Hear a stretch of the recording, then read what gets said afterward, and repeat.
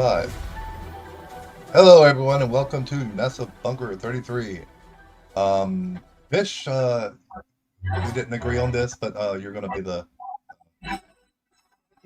Oh, I'm getting feedback from somebody already. Okay. Not me. Fish, I don't think me. Fish is now our host permanently, so go ahead. Great. It's nice to find that out on air. Congratulations, you've been promoted by NASA. Yeah. I think you used the wrong prefix. Okay, well, we are, that's Bunker 33. It's Saturday night. Let's go. So everybody is sporting hella stylish Bernie Sanders sweaters. Oh, yeah. Hope you guys like them. I want his mittens. Why did I not get his mittens? Those specific mittens were one of a kind, but you can buy some that are similar to that, and there's also patterns online where people can knit them for you. So, well, I think what it's funny, he was on Seth Meyers, I believe, the other night, and talked about that briefly. It was actually a teacher that had knitted it for him, and there were an influx of people asking her to make more like it for them. She's like, look, I'm just a small town teacher. I made them for him. I don't have the time to individually make people mittens. yeah, I mean, she gave it to him on the campaign trail a few years ago, and he's had them ever since. And, you know, he obviously wasn't trying to become a meme, but he's cool. So yeah. they were like, how did you even find out that this was a thing? And he's like, one of my staffers told me. So they slapped it on his sweatshirt and they gave all the proceeds to Meals on Wheels Vermont, because that's how cool Bernie is. Yeah. Bernie's awesome. Yeah. He would have made a really good president. Yeah, he would have. Absolutely. You know, he's a crotchety old Democrat. Hey, he's barely a Democrat. He's like a crotchety old socialist. Yeah. I know. Pretty Much. But that's what we really needed as president instead of what we got in 2016. Yeah. Yeah. So, yeah. So, anyway, well, anyway, I guess we'll just introduce everyone. Quitties, how's it going? It's going great. Great, for no reason. How's it going? I'm doing okay. Okay. Christopher? I'm doing just fine, I guess. All right, cool. We're going to get into the show.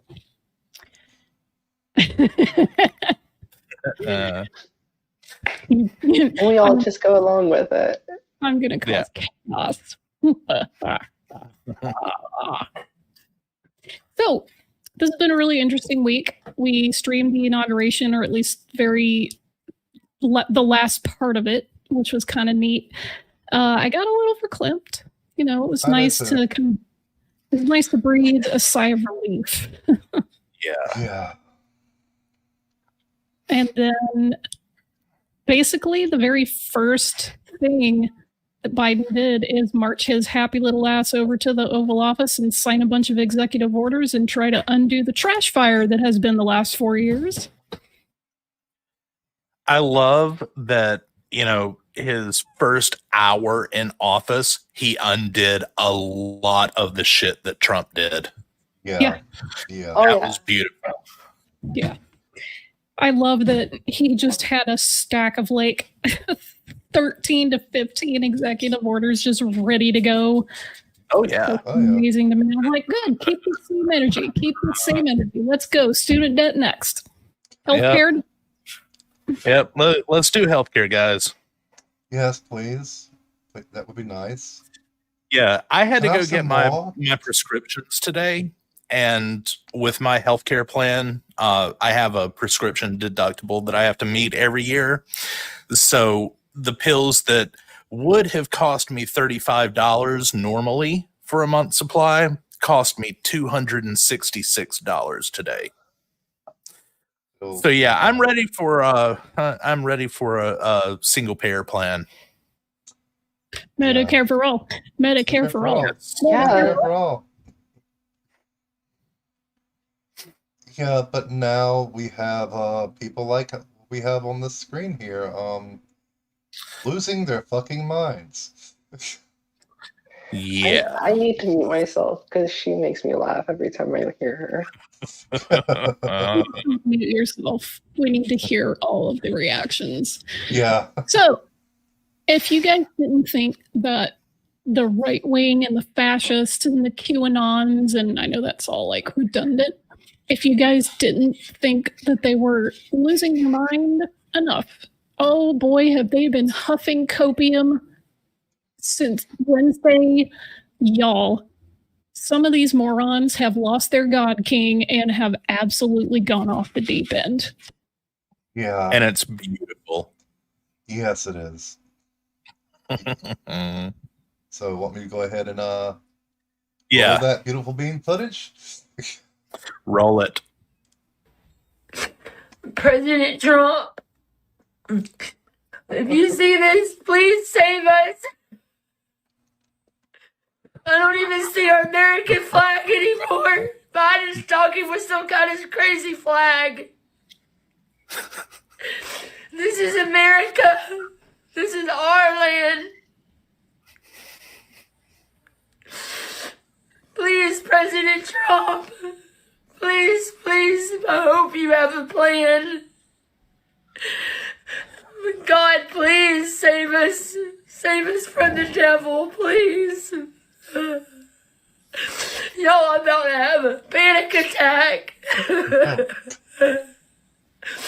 This is our country. Our country. This is awful. God, please save us, please. Save me, Jeebus. President Trump. Save me, Tom If Cruise. you see this, please save us. I don't even see our American flag anymore. Biden's talking with some kind of crazy flag. This is America. This is our land. The American flag. Please, President Trump. Please, I hope you have a plan. God, please save us. Save us from the devil, please.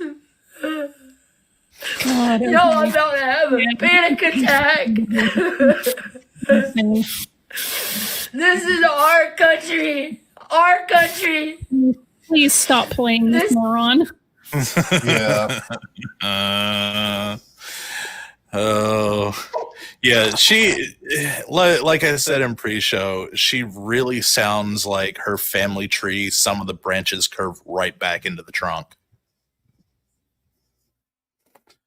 Yeah. I don't think her family tree forks. Her family tree definitely does not have many branches. And all I could think of when she was saying, "Save us, President Trump," was Ricky Bobby when he's running around thinking he's on fire. Save me, Jesus! Save me, Allah! Save me, Tom Cruise! Save me, Oprah Winfrey!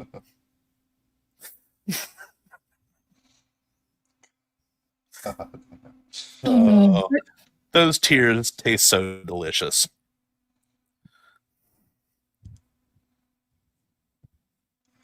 So, What seriously though? What flag is she talking about? I don't know what flag. I think the fact that it didn't have Trump's name on it. Yeah, see, I'm thinking that she actually thinks that the Trump flag is the American flag. Yeah, that's and the fact that we're flying the American flag has offended her, and she thinks the devil's going to get her now. I couldn't stop laughing every single time she kept saying the devil. Devil flag.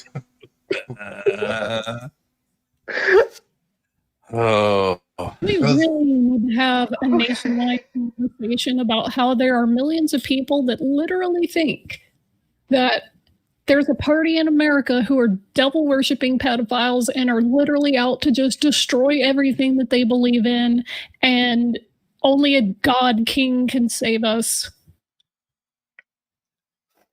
Yeah. I think Skydiver Tanner just said it best. Who's the snowflake now, bitches? Exactly. It's like, what's the Tom Hanks names? Like, look at me. I am the snowflake now.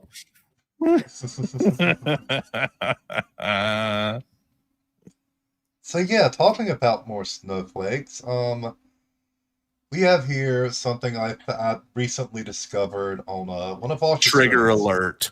This guy is going to trigger everyone. Yeah, he is. He will trigger everyone. Just look at him.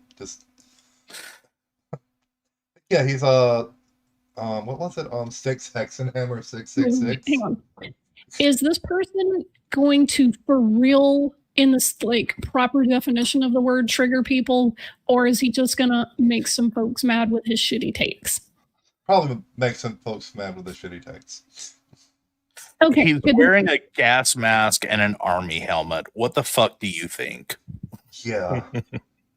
Listen, I'm just saying that we've really fallen into that stupid 4chan trap of saying anyone who gets mad is triggered, when there's literally people who have the psychological definition of the word triggered, and it like really pisses me off because, you know. Yeah, no.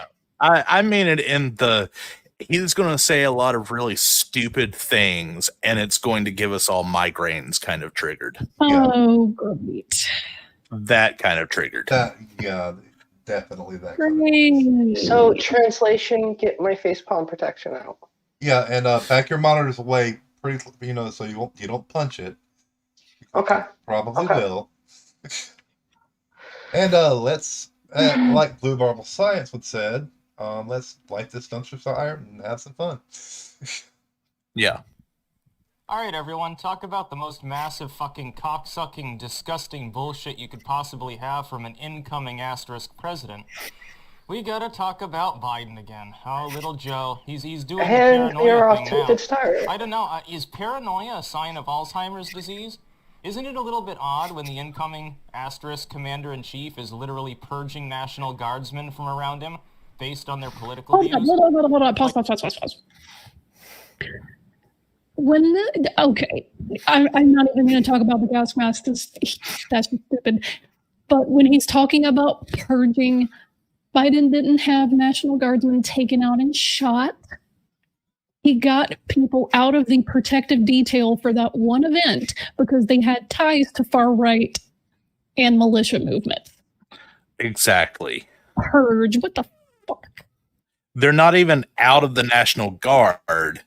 They just weren't allowed to work in that the detail. Fucking idiot. Yeah, he's a fucking idiot. And he can't say president without saying asterisk. Yeah. Because he believes Trump won. Yeah, he's one of the QAnoners. He's one of those QAnoners that think Trump won and that it was stolen. Yeah. Yep. And, well, I mean, even incels would look at this guy and be like, he wins, it was supposed to be him by a landslide. If he loses, it was stolen. Things that he doesn't like are wrong, and yeah, stupid ass. Yeah. Like, what a fucking load of disgusting stupidity. The idea that an element of the military that doesn't necessarily like your political views is going to shoot you or something. That's the... We're not going to get through this whole video. Let me ask this really quick. Is he wearing the gas mask unironically? They can't do anything unironically. Yeah, they can't. No, please, I think that he's wearing that intentionally. Well, I mean, like, as a quote-unquote statement because, of mask regulations. Oh, yeah, it's definitely a statement. Here's the thing. Like, a few years, not even a few, many years ago, once 4chan really hit its, peak, irony died. It really did. It just completely kicked the bucket, bought the farm. It's gone. It's dead, Jim. because everyone is so like, this is ironic, to the point where you can flagrantly be a racist, but you can always say it's ironic anytime someone calls you on it. Yeah. Well, Alanis Morissette kind of ruined the term "it's ironic." Yeah. Yeah, she did. Anyway, so he's over here talking about what? Okay, I lost my train of thought. Damn it.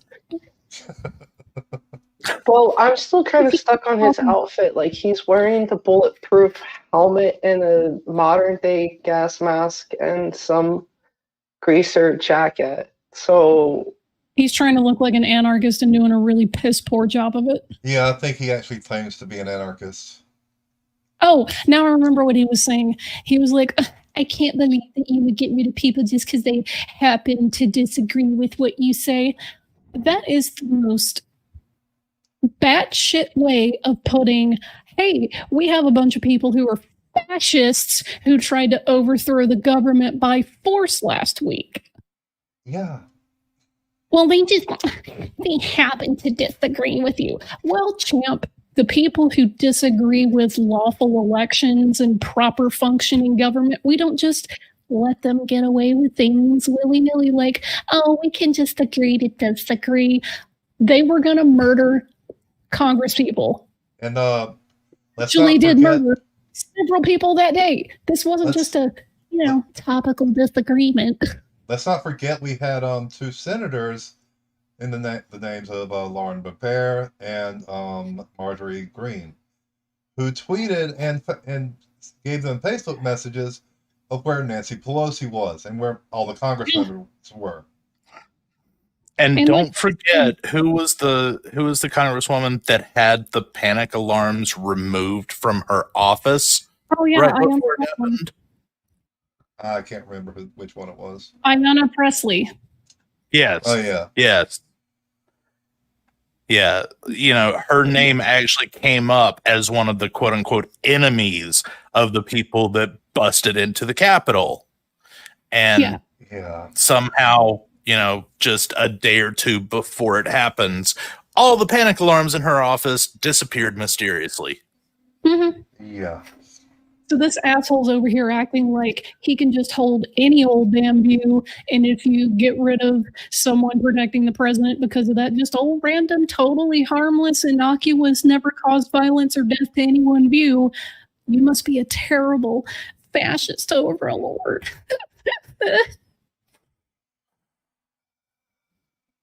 Yeah. My dude, you're Nazi. Nazis supported the other guy. Yeah. And I would just like to say, not for the last time, that yes, they are, in fact, Nazis. Just because they're not wearing brown shirts and goose stepping to a fucking dude with his hand lifted in the air does not make them Nazis. They hold all of the same ideals and were willing to go to the exact same lengths to achieve them. My guy, they're fucking Nazis. They're fucking Nazis. And there are still assholes out there. They're like, I can't believe you're comparing it to Nazis. Nazis are bad, and we're not bad. We just want to protect America and get rid of all the immigrants and eliminate Jews and put people in cages and take away voting rights and totally use the military and militia. Anyone who doesn't agree with us and execute dissidents. Anyone who doesn't agree with us and has the same color skin as us, they need to get the fuck out of our country right now. And ones that really confuse me are the gay supporters of Trump. That just like what? You know how many of them happen to be white? Yeah. Again, it is about white supremacy. Yeah. That's the root issue, and you can be confused about it all you want to, but that's it. And I've seen some black white supremacists. You don't have to be white to be a white supremacist. Yep, Clayton Bigsby. Yep.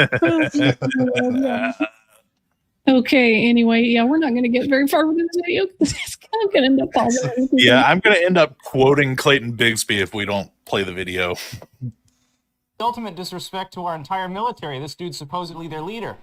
So I guess, talk about unity. Hey, if you voted for Donald Trump, if you said something on social media 3 years ago I don't fucking like, you're not allowed to be on my security detail because I don't trust you. Did Trump ever do this? If Trump had done this, the MSM would call him a dictator wannabe. Because people who disagreed with Donald Trump 4 years ago didn't storm the Capitol because he won and try to execute lawmakers. You absolute walnut. Yeah. We have two different opinions and they're both equal. Hashtag things morons say.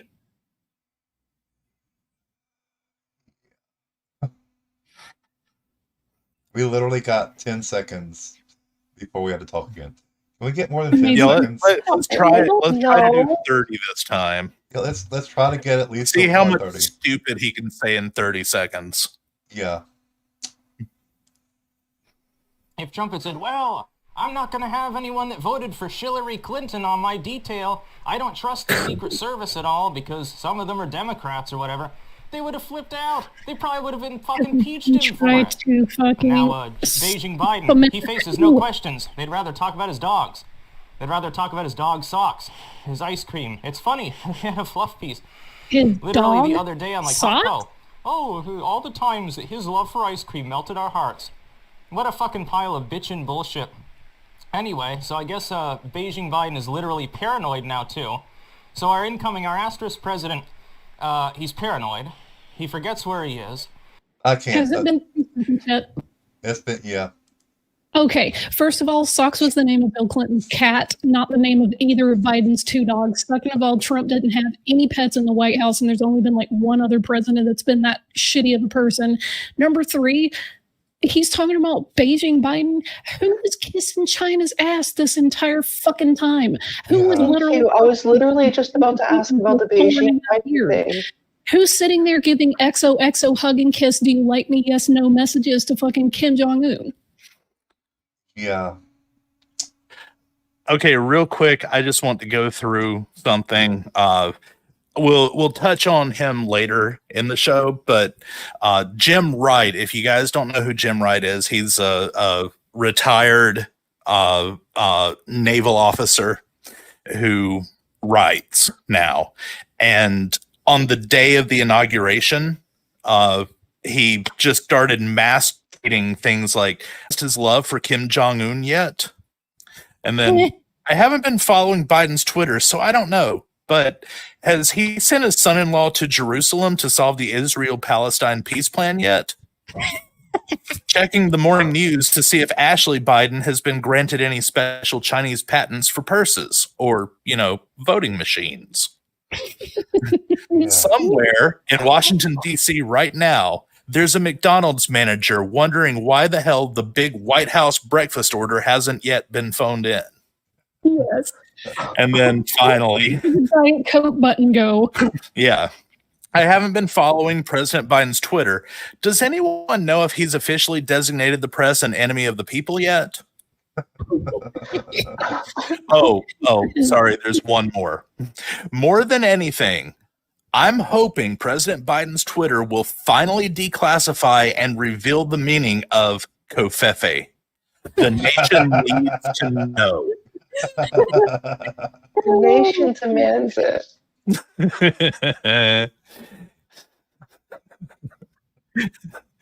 But yeah, talking about Kim Jong-un reminded me of that. That was the funniest thing. I wish I had seen it when we did the inauguration stream. Let's give this jackass another couple of seconds to completely, give us 10 things. Halfway through the video. Not even halfway. Not even halfway. This guy's just verbal diarrhea. Yeah, that's why I chose him, because that Vosh literally was pausing it every 5 seconds and debunking everything. We're a third the way through. We got 2 more to go. Let's go. He says weird racist shit, and the MSM won't even call him out. Meanwhile, that God. same MS is He's headhunting accusing after Biden of alt saying media racist and alt tech okay. in order to try to deplatform anyone that tells the truth. You'll get the truth here. I'm almost glad that I can't upload to YouTube right now so I can be a lot more frank about things. Fuck Beijing Biden, he's a retard. Anyway, it's also the liberals have sold out, number one. We gotta talk about that really briefly. Because they're defending Liz Cheney right now. They're defending Mitt Romney. Mitch McConnell, because he comes in and says, well, the Turtle Man backstabs Trump. You say pause it? No, keep going. I'm just laughing incredulously. At the 11th hour, by the way. Talk about twisting the knife. He's like, well, his comments inflamed things at the Capitol. People... Because it did. It incited what happened. Fucking bullshit. Because he fucking told them to do it. Yeah, he By the way, literally told them to march down there. Well, by the way, the federal courts will disagree that this wasn't incited. And fight like hell. Yeah, at the moment I read those, I was like, he's inciting it. And I've never had my mind changed since. He incited it 100%. And then he doubled down onto it even after he was told, hey, tell everybody to stop. If you guys will read the federal indictments that have been dropping in the past week and a half, there's literally people in the federal indictment who have their social media posts and screenshots of tweets and parlor posts where they are saying on the live streams and in their posts, Trump told us to do it. Ted Cruz would want us to do this. Blah, blah, blah. So-and-so said to come down here. Okay, now, although Ted Cruz stoking it every chance he possibly could. Well, the thing is, Ted Cruz may not have said it that day, but the last 4 years of his career, he's been propping up this motherfucker who called his wife ugly. Yeah. I will give you that, but hasn't that been kind of just the whole GOP in general? No. Okay. Not the whole GOP, but... He specifically called Ted Cruz's wife ugly, and Ted was like, oh, yes, sir. What else can I do for you, sir? Yeah. Yeah. True. Same with Chris Christie. I mean, he treated Chris Christie like shit, and Chris Christie, licked his fucking boots. Yep. Yeah. Yeah, and I mean, Cruz has had several events and done several rallies where he's propped up this dumbass. So yeah, he helped incite it. Plus the guys that were stealing all the papers off the lectern were like, yeah, Ted Cruz would want us to be here. He'd totally like this, blah, blah, blah. We should steal this paper. Gee, I wonder where they got that idea. Yeah. I mean, when you sit here and call an election fraudulent, or when you say, oh, well, we need to count legal ballots, or we need to question everything, we need to investigate missing votes. Like, dude, fuck over yourself. Well, then he also went further and doubled down by saying, I love you. You guys are doing wonderful. Yeah. Everybody is so fantastic. I believe in your support, but you have to go home. I know it was rigged. How is that not inciting it further or fanning it and stoking it even more? Oh no, you're storming the Capitol. Don't do that. Quietly mouthing, go that way. I know, right? Use the side entrance. Yeah, really. And I can guarantee you this. When the feds really start ramping up their investigations and dropping the real arrests, and they find out which of the lawmakers were complicit in giving tours and, mitigating security, which of the chiefs of staff and shit weren't sending in reinforcements despite their knowledge of what was going to happen. Oh, heads are going to roll. Yeah. It's not like there wasn't footage of it or anything. I really hope social media for 2 months. I really hope those two congresswomen get indicted. I really hope so, because we have two congresswomen that are QAnon just who believe in the QAnon bullshit.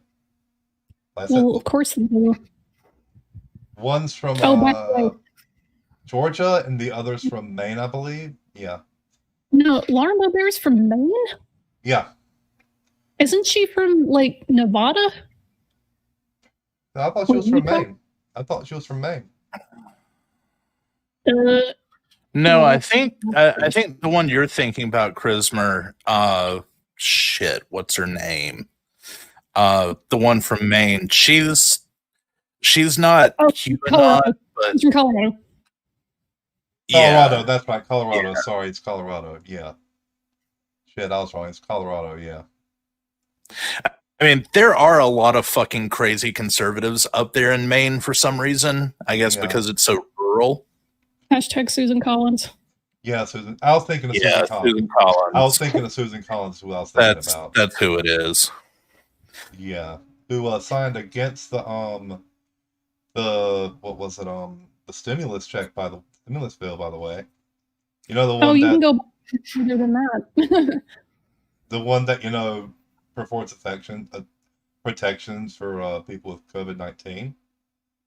She's been licking Trump's boots for years while she's like one side of her mouth is like, no, I'm totally progressive, you guys. I totally believe that we should do this, that, and the other, then vote in the exact opposite way. Kind of reminds me of John McCain, who some people for some fucking ass reason think is a good guy. He's not. Spoiler alert. No, he's not. No. Or wasn't. I guess. The only thing that made him... I just want to point out that we're only halfway through on this video. Yeah. And it's been 30 minutes. Yeah. You should stop saying so much dumb shit. Yeah. Well, he's not going to. It's not going to get any better. Well, I will say this while we're paused. I'm going to make a prediction, and it's going to come true because I know these things. People didn't hear anything about how the evangelicals loathe Catholics, but now that Joe Biden, who is a Catholic, is our president, they're going to suddenly switch from any kind of Catholics are an ally to Catholics are all evil pedophile Satanists who worship demons and they're all bad and they're all pagan, and they're going to go with that. They're going to say the Pope is the Antichrist, Biden's a false prophet. Anyway, let's listen to more of this jackass. Right not to trust this bastard. Anyway, he was born out of his mother's asshole, not her pussy. That was too busy. Oh my god. And then also, here's one good thing. That is some definite incel. He's not a 0 out of 10 asterisk incoming Manchurian candidate. He's a 0.5 out of 10. So see, he's not at rock bottom. He's actually at half a point. Wait. Here's why. He just fucking be a Manchurian candidate if he's saying that he's not mentally all there.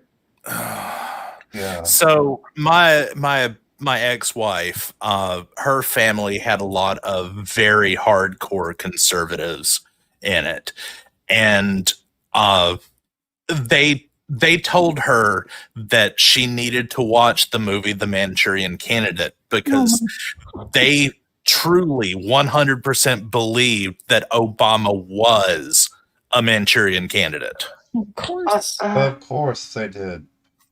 Why wouldn't they?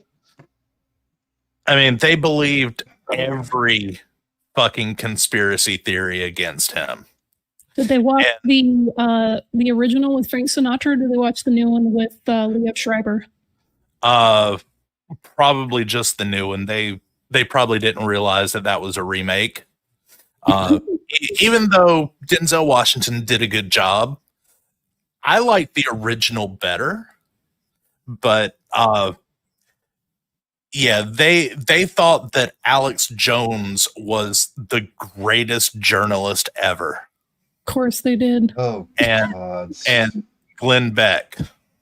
Oh my God. You know, they kept telling her that she needed to watch Glenn Beck because he tells the truth. Well, AKA, he says the racist parts out loud. I remember my grandmother used to watch Rush Limbaugh religiously. I'm like, because he would go over to her house, Rush Limbaugh would be on. Yep. To use the title of another Al Franken book, Rush Limbaugh is a big fat idiot. Yeah. Yeah. Let's try to finish this jackass off real quick. Okay. Because we don't want the whole entire stream. We don't want this entire stream just being his video because that, leftist completely. Now, these grifting sellouts, in order to save their dying careers, won't say anything, but I guarantee inside they're pissed. Why? Did you see his immigration proposal? Did I not claim, as soon as he was nominated, hey, if he's elected, he's going to go back on all these promises he's making. He already did it on guns. Now he's going after potentially crypto through Janet Yellen. Talk about an investment that people like the Moocher aren't going to be very happy about in the future. Whoops, fuck you. You're going to lose millions of dollars. Oh no, my magic internet money. It'll be a money. longer-term curve. It'll be depressed somewhat by such... Can we just say that Bitcoin and cryptocurrency is not currency, and it infuriates me that people actually buy into this bullshit, because it's not going to last people. But I was told that I could become a quadrillionaire if I just find these magic internet points. Yeah, it's not gonna. Anything that claims you're gonna be a millionaire within a month, probably bullshit. Or a pyramid scheme. Or pyramid scheme. Yeah. I'm sorry. They call it multi-level marketing now. Multi-level marketing. Oh yeah, that's right. MLMs. We should do a show on MLMs. You can't call it pyramid scheme. We should. And we should get Antibot as the guest. Ooh. He's awesome. Yes. Yeah, that's good. Good idea for a future show there. Anyway, we've only got about 1 minute left on this, bitch. Thank God. You can do it, Fish. You know you Did you see his can. immigration proposal? Oh, you can get citizenship in 8 years. Oh, so you're not going to instantly grant amnesty to all these people. Very interesting. Just as goddamn fucking predicted. You know what's going to happen? He's saying 8 years. The immigrants. Because he figures that in the off chance he's actually still alive in 8 years and hasn't burst a blood vessel in his brain or some shit, or got such bad Alzheimer's he has to step down, my guy. President Camel Toe.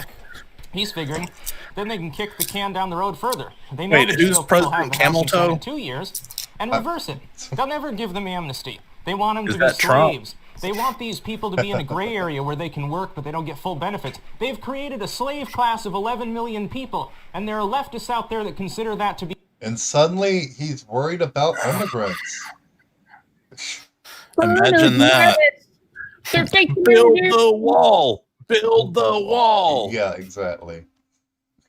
I love how, every conservative talking point can be boiled down to a 3-syllable phrase. Lock her up. Build the wall. Durka derp. Turker gerbs.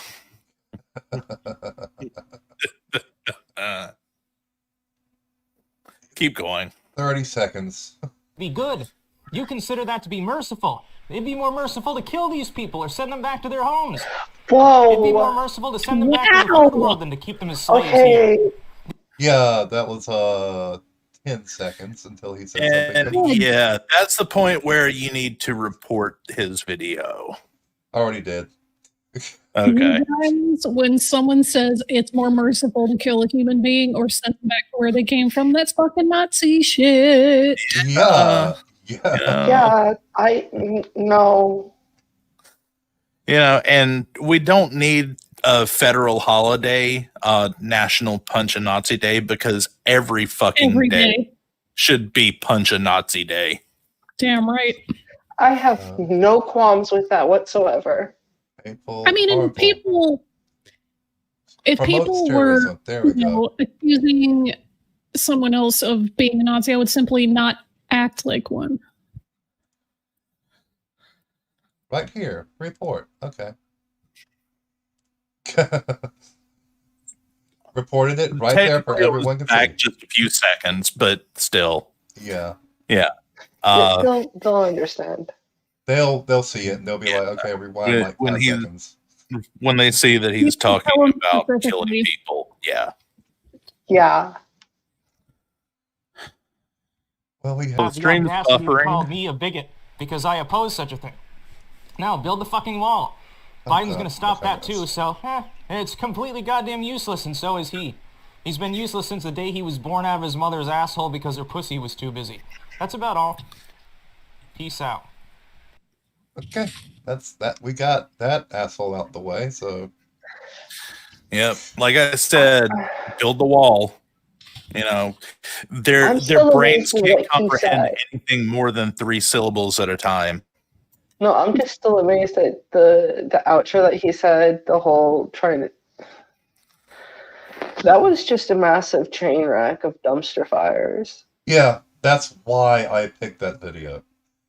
Because I knew we would pause it like 20 fucking times to talk. Sweetie, we paused it every, 5 seconds. 5 seconds. Yeah, we did.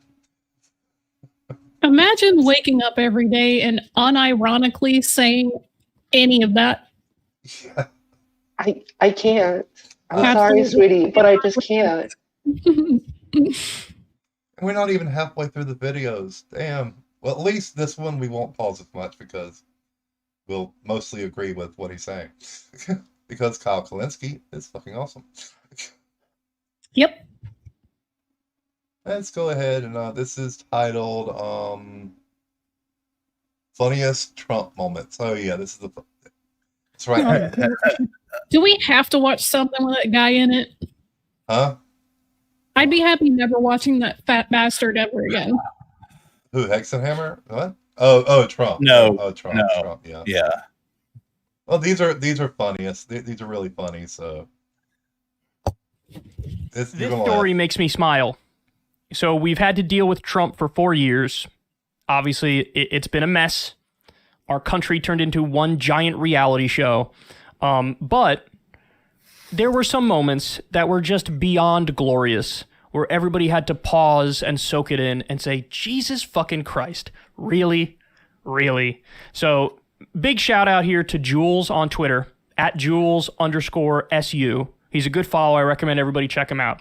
He did this amazing tweet thread of here, I'll read it to you. Here's what he said. Since Trump's almost out of office, I figure this would be a fun time to remind everyone of the weirdest and dumbest shit our failed dictator did in the last 4 years that we totally forgot about. Starting with a classic.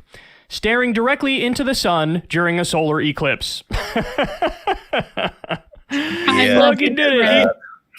Yeah, that was wow. Look at that dumb fuck. Yeah. Actually did that. That is classic Trump. All right, let's continue and go through all this.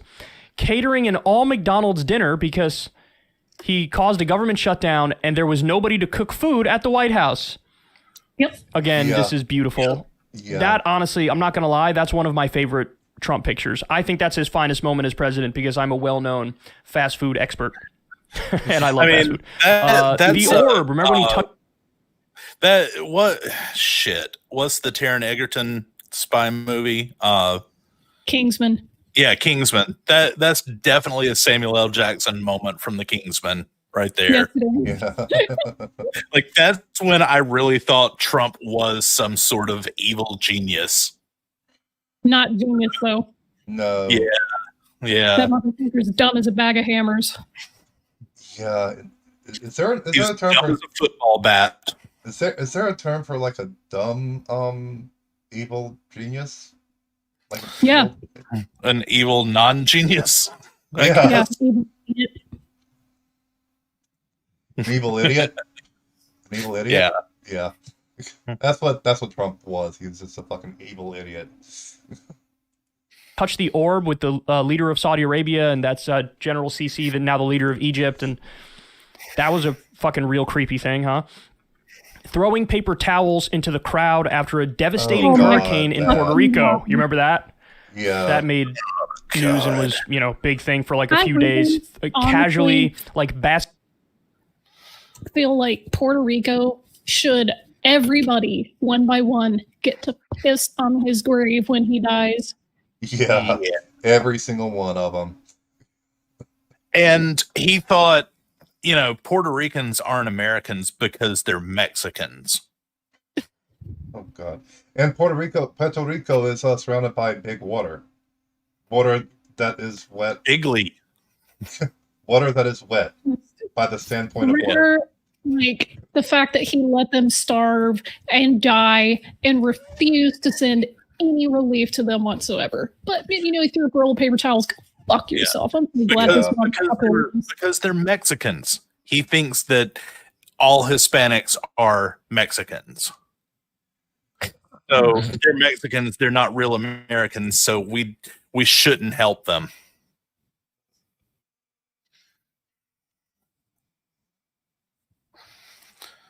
Anyway, carry on. Yeah. Basketball shooting paper towels into a crowd of people who just had their lives ruined. Saluting a North Korean general. I remember that. Come on, man. Look, he's got his hand out like, I thought we were shaking hands. Person, woman, Biden man, is totally camera, China. TV. Remember that? Person, woman, man, camera, TV. He said that mid. That was I remember this for personal. His memory test. A memory test, yeah. And he thought he was so great because he had passed a memory test. Because he memorized 5 words. Yeah. Person, woman, he had man, memorized camera, those words in order. And it's a test to see if you're losing cognitive ability, which can show early signs of Alzheimer's and dementia. And he got 5 words right, and he thought he was the greatest person in the world. Look, Mom, I colored inside all the lines. Yes, honey, that's great. That's great, honey. I really hope Melania posted his results to that test on their refrigerator. Oh, God. Oh, God. Right next to his coloring of the border wall that he did. And then there was the part where you had to not memorize, but identify different animals by the drawing, and I'm like, that one's an elephant, that one's a rhino, that one's a giraffe. I'm like, he probably thinks half of them are fake. Probably. like what's Barnabas his name? Barnabas Nagy. We had the same idea. We had the same idea there. Yep. You mean Hans Wormhat? Or Hans Wormhat. Oh yeah, Hans Wormhat. That's who it is. Yeah. No, Barnabas Nagy. Every animal ever is fake. Oh yeah, that's right. We had it back. Yeah, never mind. Yeah, Hans Wormhat. God, Hans Wormhat's idiot. Anyway. Remember the context of it though, if I'm honest. Hawking beans during a pandemic. Remember when he did? I was thinking the same thing. It was like right at like what felt like the peak of COVID-19. Although to be fair, it wasn't. We're totally in the peak right now as I'm talking to you, and we're way later on. But at the time, it felt like the peak. And he's a Spanish like, "What the fuck brand? Are you doing with Goya?" It's because a CEO of Goya said a Hispanic brand. Yep. What, Goya? Of being yeah. Oh yeah, absolutely, and they're delicious. Yeah, they are. But he hates Mexicans, but he's eating a Hispanic brand. Guys, this isn't difficult. Why are we getting confused? If you support him, he does not care. If you stroke his ego, he does not care. He will be like, "Oh yay, this person likes me. Oh wait, they're Mexican. Oh well, but they like me." Yeah. Yeah. some positive Trump things, and so he wanted to repay him, and so he did this goofy ass picture. That power handshake he had to stop doing because other world leaders kept doing it to him. I don't have the video of the Neil Gorsuch handshake, but that handshake was so disturbing that Neil Gorsuch had this look on his face like, "What the fuck are you doing? Give me back my hand." Molesting the American flag. Oh, yeah. God. He did that at the CPAC speech, I believe. Yeah, during a CPAC speech, he molested the American flag. But did he grab it by its pussy? He tried. He fucking tried. Grabbing it somewhere right now. I mean, that is just disturbing. Yeah, I was about to say it's disturbing. At a visceral level. Yeah. I'm just Drawing grateful that in it's the an hurricane inanimate object, because if that were a human being or a living creature...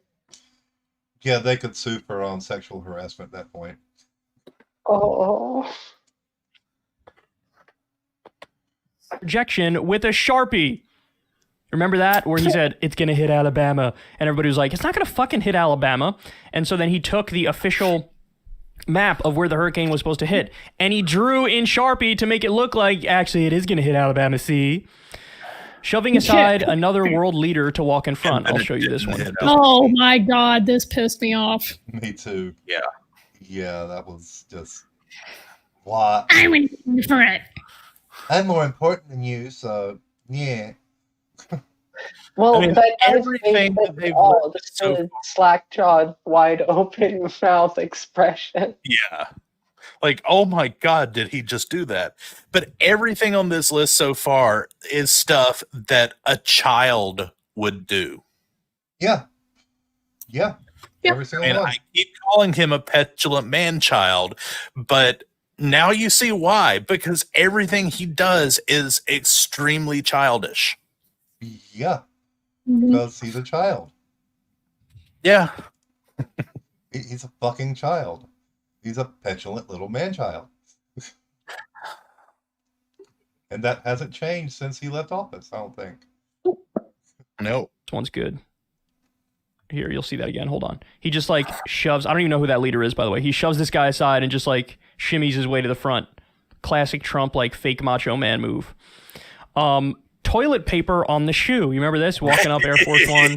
Yeah. He got the toilet paper on his shoe. Classic. I remember that very well. Incredibly creepy. Write that shit, Disgusting.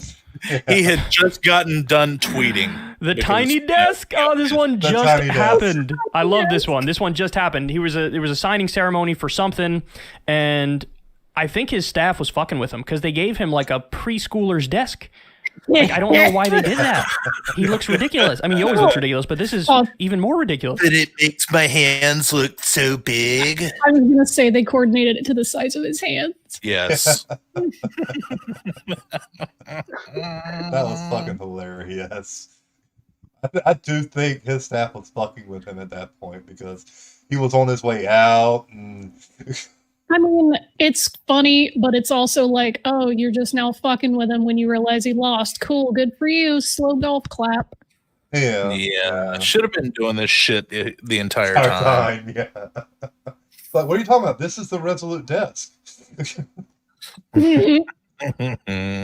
it's always been this small. It's always been this small. Give him an actual like elementary school desk. He won't fit in it. No, but it would be hilarious seeing him try.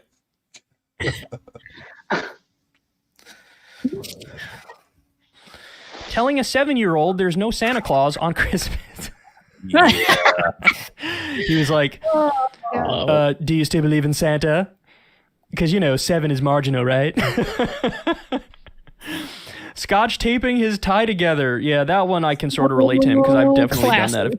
Yeah, just stay classy, Trump, there. Just duct tape your damn tie. No, not even duct tape. It's Scotch tape. Scotch tape, yeah. Scotch tape your tie together. They make these things called tie pins for a reason. Yeah. They also make these things called tie clips for a reason. Yeah. And here's the thing that a lot of people still don't get about Trump is that he claims to have all this money and he lives in a house with a golden toilet and he owns all this stuff, but he's cheap. Yeah. Yeah. And he really doesn't have all that money. No. Nope. No. I mean, there's a reason he wouldn't release his tax returns because everyone knows that he is not a rich man. Nope. No. Also, there was a tweet that went viral this week. It said, I can't believe I've seen Melania's boobs, but I haven't seen Trump's taxes. Yeah. And I didn't really, want to see her boobs. Oh, well. Me neither. No. But she's a horrible person. Yeah. Just reminding everyone. Yeah, even she was a horrible person too, because No, yeah, she's a fucking bitch. People are like, oh my God, I wonder if she's going to get a divorce. No, she's not. She's just as bad as he is. She's a fucking gold digger. Also, the jacket she wore, I don't even care, do you? Oh my fucking God. That was a Nazi slogan, a literal Nazi slogan. Yeah. Well, and she tried to walk it back and saying, well, it was to, get back at the media for being mean to me. No, you weren't when you went to see kids in cages. So get fucked. Yeah, like I said, literal Nazi. That was literally a Nazi slogan. A lot of people didn't know that. Don't care, do you? Yeah. Do you have a citation for that? This is the first I'm hearing of that ever in my life. Hold on a second, I'll Google that real quick. While you're doing that, yeah, she's a racist. She's a birther. She's just as malignant narcissist as he is. She's a terrible person. And as much as they're like, ew, migrants are bad, immigrants are bad, she's a chain migrating son of a bitch. Yeah. Had a fucking anchor baby and got her parents in and all that shit. And then sued people from her hometown that labeled things like Melania cookies and shit like that. Oh, and she got super pissed off about how people were saying, like, yeah, she didn't actually go to the colleges that she said she did, and she doesn't actually have these educationals, blah, blah, blah. But, oh. Okay. Yeah. Fascism lay its roots in the campaign for Italy's late entry in the First World... Sorry, not Nazi slogan. A fascist slogan from Italy, of which Mussolini was one of the leaders. It was at this time the phrase "me ne fregt," which at the time was still considered quite vulgar, along the lines of the English "I don't give a fuck," was sung by members of the special force known as Arditi, literally the daring ones, who volunteered for the front to signify that they didn't care if they should lose their lives. The Arditi were disbanded after the war, but many of them volunteered in 1919 for an expedition led by the poet Gabriele D'Annunzio to capture the city of Fiume, Rijeka in present-day Croatia, and claim it for Italy during the vacuum created by the dissolution of the Austro-Hungarian Empire. At the time of its occupation, the Arditi also formed a backbone of original black squads during the terror campaigns that began in 1919 and culminated with the March of Rome, which completed fascism's with rise to power. This lapel pin, worn by original member of Black Shirts, was recently sold on a website devoted to military memorabilia. It's emblazoned with the words "Me ne frego" underneath the original symbol of the Arditi and the acronym FERT, which stands for the motto of the royal family. The seller calls it Bellissimo. That's literally "I don't give a fuck," or "I don't care." Do you? Well, I mean, I think that's a stretch, but I'm not really gonna give her any credit because she's a racist. Yeah. And then here's some more. Yeah, but it was a fascist slogan during the First World War in Italy. Yeah, I mean, I'll say that it is similar, but I think it's a stretch to say, oh, this is a fascist coat. Yeah. Because of the words, no. Because of the person that's wearing it, yeah, sure. Yeah. Let's get back to the funny moments. All right. A few times in my life. Holding hands like a toddler with Theresa May. That's not. I feel like all the presidents have done that with somebody. Usually it's the Saudi Arabian leader that they do that with. Watergate, the way he sips water like a toddler. Refusing to share his umbrella. Well, I have to do that out of bottles.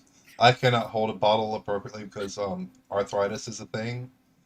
And I literally have to hold a bottle with two hands. So I can't laugh at him for doing that because he probably has arthritis with how old he is. And doing that. He also eats pizza with a fork. I eat pizza with a fork. I eat pizza with a fork. Not New York style pizza, though. I eat pizza with a fork because I don't like getting my hands all dirty. Greasy. Yeah. Yeah, but you don't eat New York style pizza with a fork. You fold it in half and eat the fuck out of it. I'll eat my pizza any way I want to. Yeah. Yeah, well, you're weird. Yeah, I know. But I don't. I know. I'm stating the obvious, but everyone knows that I'm weird, Quitties. This is not some revelation. And you also think pineapple on pizza is a good idea. It is. It's fucking delicious. It's fucking delicious. You've never had mine. Again. How mad and how triggered you guys get over pineapple on pizza, which is something that you're never forced to eat. and can just eat if you don't like it. I love how mad y'all get. Yeah, me too. Now, it's hilarious. It's hilarious. I will eat Chicago deep dish pizza or stuffed pizza with a fork because it's more of a pie than it's a pizza. Casserole. It's a casserole. Yeah, a casserole. Yeah, Chicago pretty much. Chicago chopped pizza is the best, though. Chicago is the best. Oh, I love Chicago. Yeah. Yeah.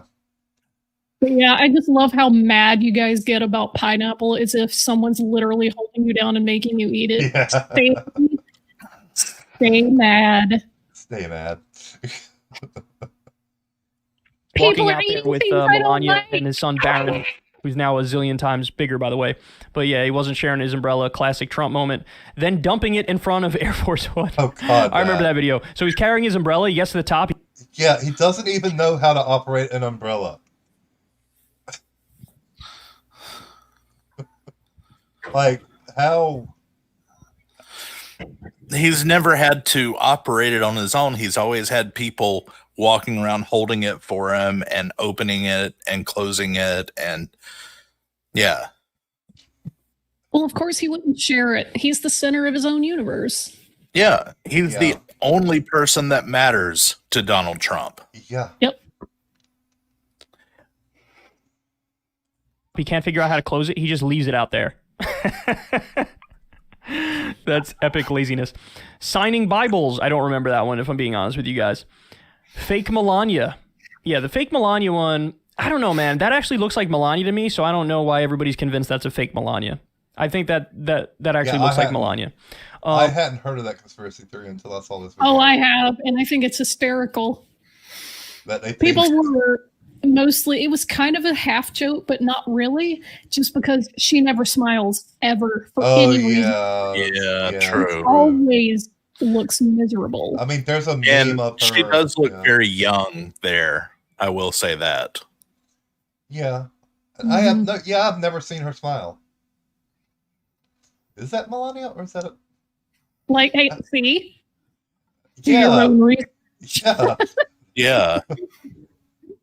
Is that her? Is that her? I mean, now I'm actually, I'm like... Welcome to the resistance. The way he stands, oh God. People have pointed this out for a while now. His center of gravity is like, it defies physics. Nobody even understands how any human being can stand like that. Like, how does he stand like that? I don't get it. Dumping a whole box of fish food in a koi pond. Fucking moron. The Trump truck. Yes, this picture is now like a classic go-to to show that he's really effectively like a child. He's like a baby. Yeah. I mean, look at this. That's out of this world. Weird. The already weird handshake kept messing up. Excuse me. Look at that face.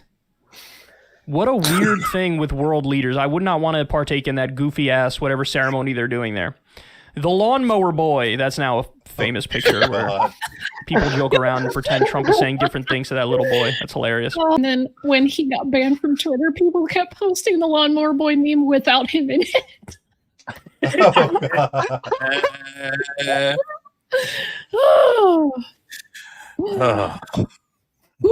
See, I told you this would be a good video. Yeah. Yeah. It is good just to sit back and laugh at how fucking idiotic this man is. Yeah. And he doesn't know how to put on bronzer. No, he doesn't. He does not know how to put on. And he does the same shit that Kardashian does and leaves his hand pasty as hell. I don't know. You could make an argument that this bitch wouldn't last 10 minutes in direct sunlight. No. It's makeup. You can make an argument that it's spray tan. It's an actual tan. Like, I don't know. It's probably not an actual tan, but there's something going on there. I don't think anybody's able to figure it out. I can tell you that right now. If I'm a Floridian, that is not a tan. That's not how sunlight works. Well, also, there should be a picture later on in the thread with the bronzer stains on the inside of his collar. So yeah, Yeah, I 100% believe it's bronzer. I mean, look, there's that little section where his hair is receding back, and it has absolutely no bronzer on it whatsoever. Yep. Nothing in his hair. Yep. I'm pointing that out right now. Yeah. Just, that's bronzer, that's not bronzer. a tan. Taking off his mask to look strong while actively contagious with COVID. I remember that one. This one was relatively recently. He was literally on the balcony just like just heaving, struggling for breath, trying to look important. Yeah. Crossing out COVID and writing in Chinese in his large print notes just to be more racist. He did go out of his way to always say China. Yep, he did that. Virus. It's the China virus. Repeatedly just using blank pages and empty folders as props that nobody is allowed to look at. I remember that very well. He did that when he was pretending like I'm signing over my businesses in a blind trust to my sons. And of course, that didn't really happen. That's not exactly what a blind trust is. But yeah, that's not what a blind trust is. And if you're still getting money, know what that means. He's so shitty at business. Did they not teach him that in business school? No, apparently not. No, they did not. He must have skipped that day. Must have skipped that entire term. He was too busy hanging out with Jeffrey Epstein or something. He forgot that just as much as Lugnut Day. The guy from Lugnut Day did. Recovering from his very serious bone spurs. Oh, that's what it is. Yeah, he waited and hung out with Jeffrey later on. You know, that quote that should have come back to bite him about how he said, Jeffrey and I both like the young women. Yeah, that's creepy as hell. Yeah. Maybe if Ivanka wasn't my daughter, I'd be dating her. Yeah, that's not creepy. Yeah. That's not creepy at all, no. But leave it to Trump. He was profiting off of his name while in office while pretending he wasn't. Stoked to meet the Pope, who hates him. Yep. That picture's legendary. The Pope genuinely looks miserable, and he looks really happy. And I don't know why Melania and Ivanka are dressed in like all black. It looks like were they at a funeral of some sort? I really don't know. That's anyway. That's a thing that Catholic women will do. They'll wear mentia. It's like a little veil. That's very like old traditional Catholic stuff. But yeah, it's funny because Melania was raised Catholic, so ostensibly she should be excited to meet him, but nah, her husband's a piece of shit, so congratulations. The Pope probably hates you too. Yeah. Yeah. I think that's pretty much the whole thing. I'm not sure. I mean, we can see. Yeah, that's pretty much the whole thing. He just talks for the rest of the video, so we can skip that 2 minutes. And we can go into the Stone Kettle Station combat fatigue thing that Quiddy's brought up. So, all right. So this is story time with Quiddies for everyone. I mentioned Jim Wright earlier. If you don't follow Jim Wright on Twitter or Facebook or anything, he has a blog called Stone Kettle Station. Oh, and he's a very good writer. He wrote this article yesterday, January 22nd. It's called Combat Fatigue. And he starts it with a quote. Anxiety does not empty tomorrow of its sorrows, but only empties today of its strength, by Charles Spurgeon. Well, evangelical writer, figurehead, pastor, commentator. Yes. Well, that didn't take long, did it? Joe Biden has been president for a little over 48 hours, and already the left has started to turn on itself. Despite being entirely predictable, it's damn depressing to watch, especially when you're part of the collateral damage. Many years ago, writer Larry Niven penned a cautionary tale that has stayed with me vividly most of my life. The story centers around Doug Hooker, who suffered from severe mental illness, paranoia to be specific. His illness was held in check by an automated medical system, which allowed him to function more or less normally. Along with his business partner, Greg Leffler, Hooker founded Skyhook Enterprises and began building fusion-powered interstellar Ramscoop starships. The business was successful and both men became fabulously wealthy. But while Leffler happily married and started a family, Hooker was always afraid of what any potential partner might think of his illness. So he kept it a secret, and it was always a wall between himself and others. Despite his success, Hooker was an unhappy and lonely man, Leffler being his only friend, and Leffler's family being a surrogate for one of his own. Leffler eventually tired of the business, bought one of the Skyhook ships for himself, and decided to immigrate to a colony world, Plateau in the Tau Ceti system, 9 years away by Ramscoop. Hooker was left friendless and alone. Unfortunately, the computerized doctor in his desk malfunctioned a short time later and stopped delivering the drugs needed to regulate Hooker's mental illness. The safety system that should have alerted him to this situation likewise failed. And so, Doug Hooker became, over time, murderously insane. Hooker came to blame Leffler for his empty life, believing that his former partner had only befriended him and invited Hooker into his own family so that one day it could all be taken away and Hooker made to suffer. Hooker grew to hate Leffler with an abiding intensity. So, one day, Hooker stole one of his own ships and set out to get revenge. 9 years later, Hooker arrived in the Tau Ceti system and using intercepted radio broadcasts and welcoming messages from his erstwhile partner, located Leffler's house on Plateau. Hooker dropped his ship into the world's atmosphere and hovered on his fusion rocket drive over the house, destroying everything in nuclear fire. Leffler himself escaped, but his wife and son were killed in the attack. Plateau authorities eventually disabled Hooker's ship and forced him to land. Because of his illness, he wasn't held responsible for the murders.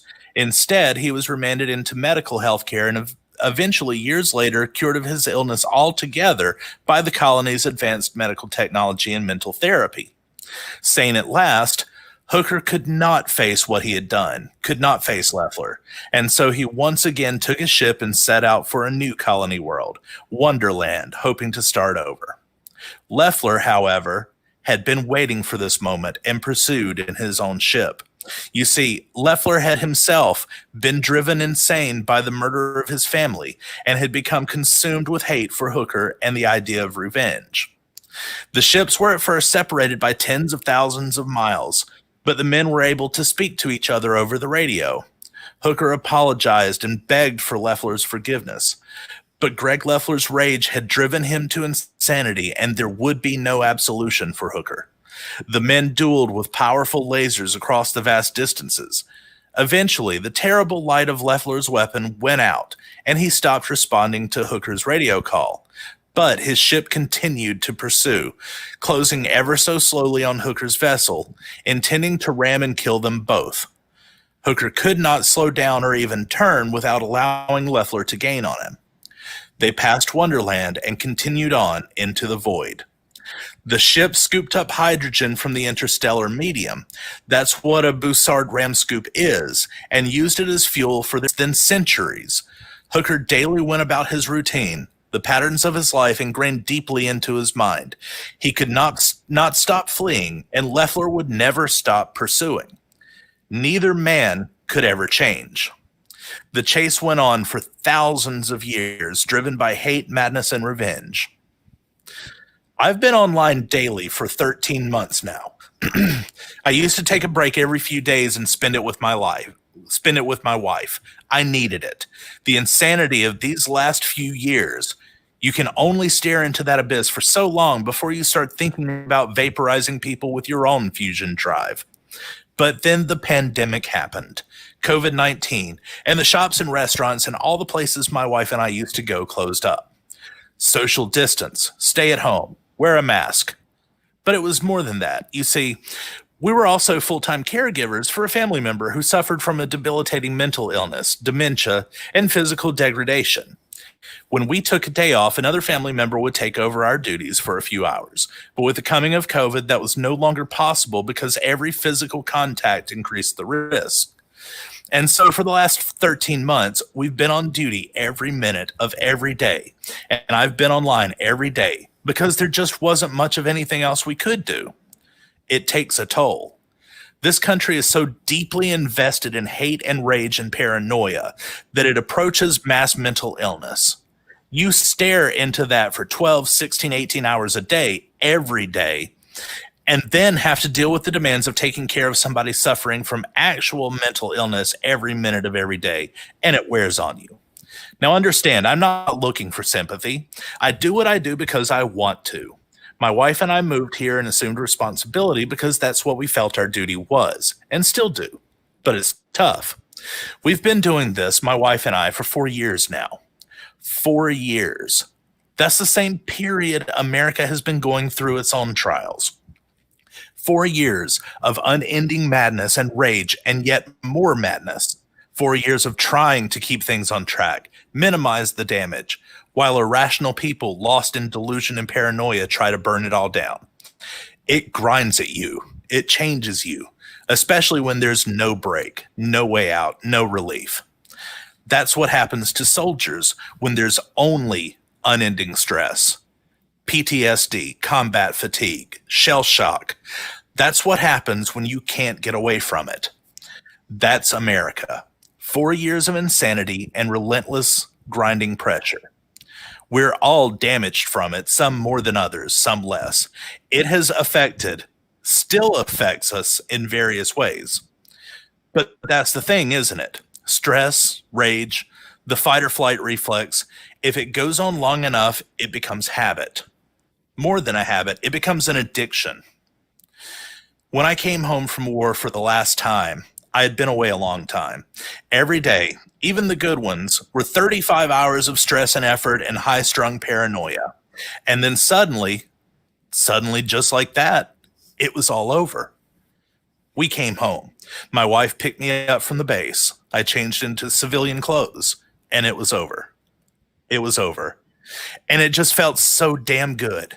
Then the next day, I was standing in the middle of a grocery store in Southern California with my family, and it was suddenly just so surreal, clean, bright, cheerful, boring. People going about their business, just mundane, everyday things. And I wanted to scream at them, God damn you sons of bitches, don't you know there's a war? There are people dying, and what the fuck are you even doing? For a while, it felt like I was screaming that inside my head all the time. I wanted to punch those people, beat them bloody. I hated those oblivious bastards. Every one of them I did. The thing is, those people had a right to their happiness.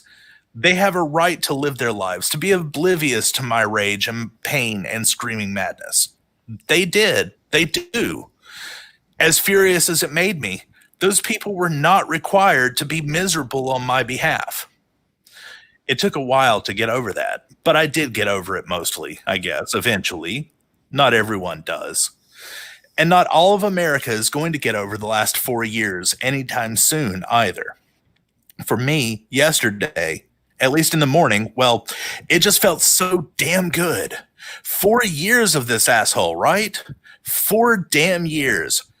For me, the last 13 months, every damn day, I woke up and trudged out to my office and sat down behind my desk and opened social media, and there he was, that orange asshole, that pompous, self-aggrandizing, ignorant, stupid bag of dicks, actively making the world a worse place, playing to the worst traits of humanity like a demented child with a loaded pistol.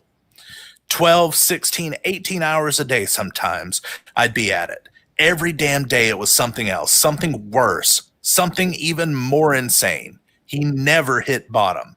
He never got better, only more terrible. Every damn day. It wears on you. This last month, America on the verge of a civil war, sedition, insurrection, armed goons storming the Capitol building and threatening to do worse.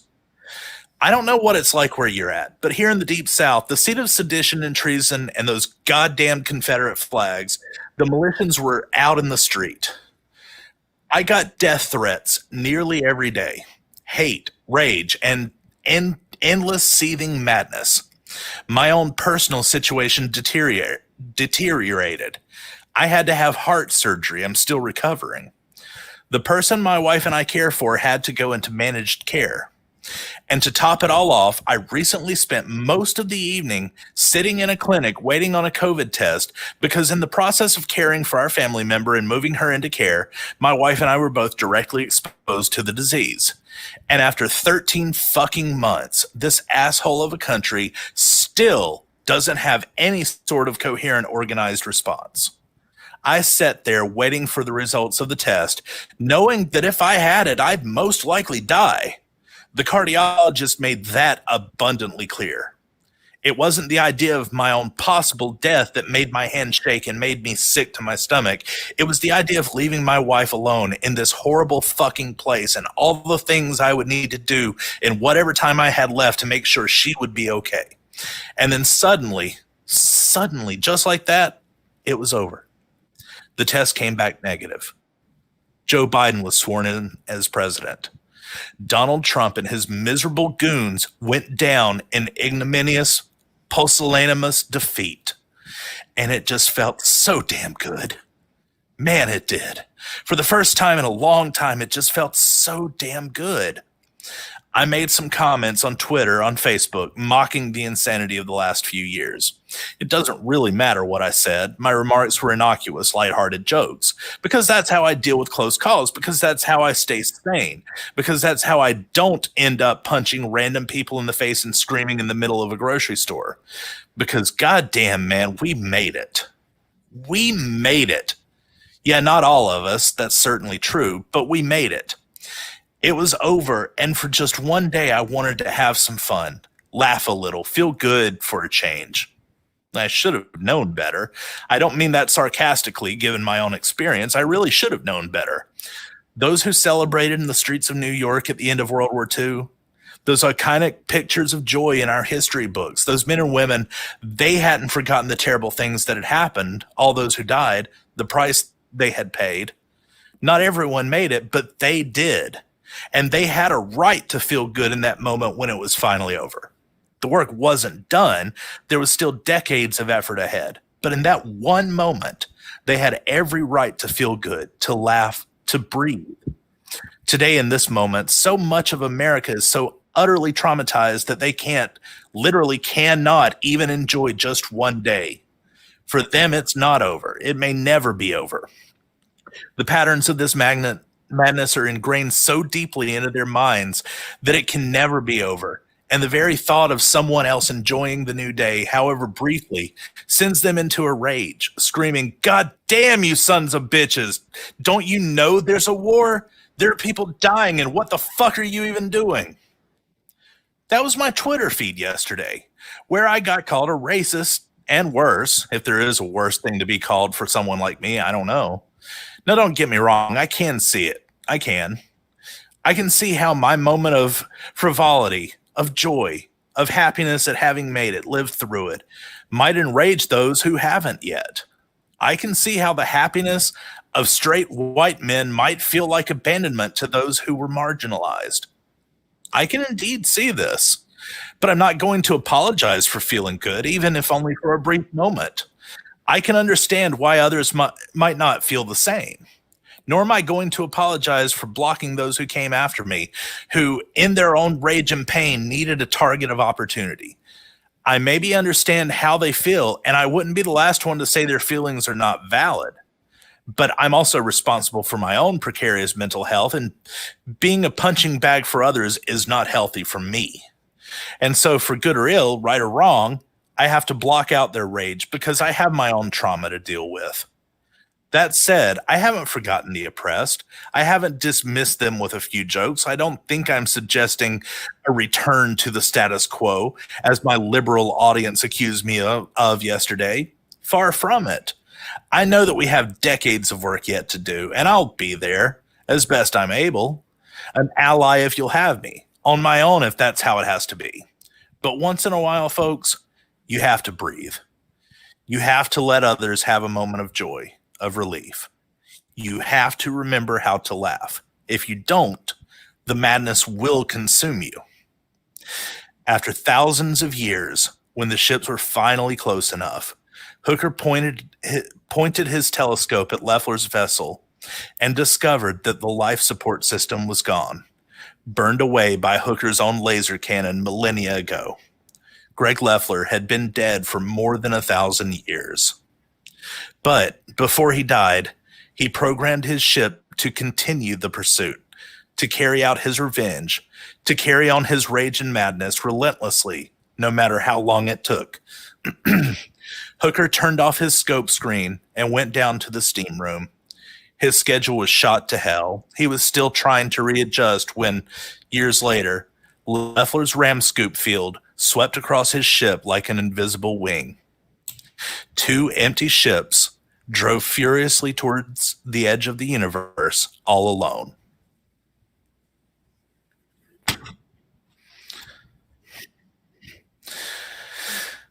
And I think that's a very good summation of the last 4 years for us.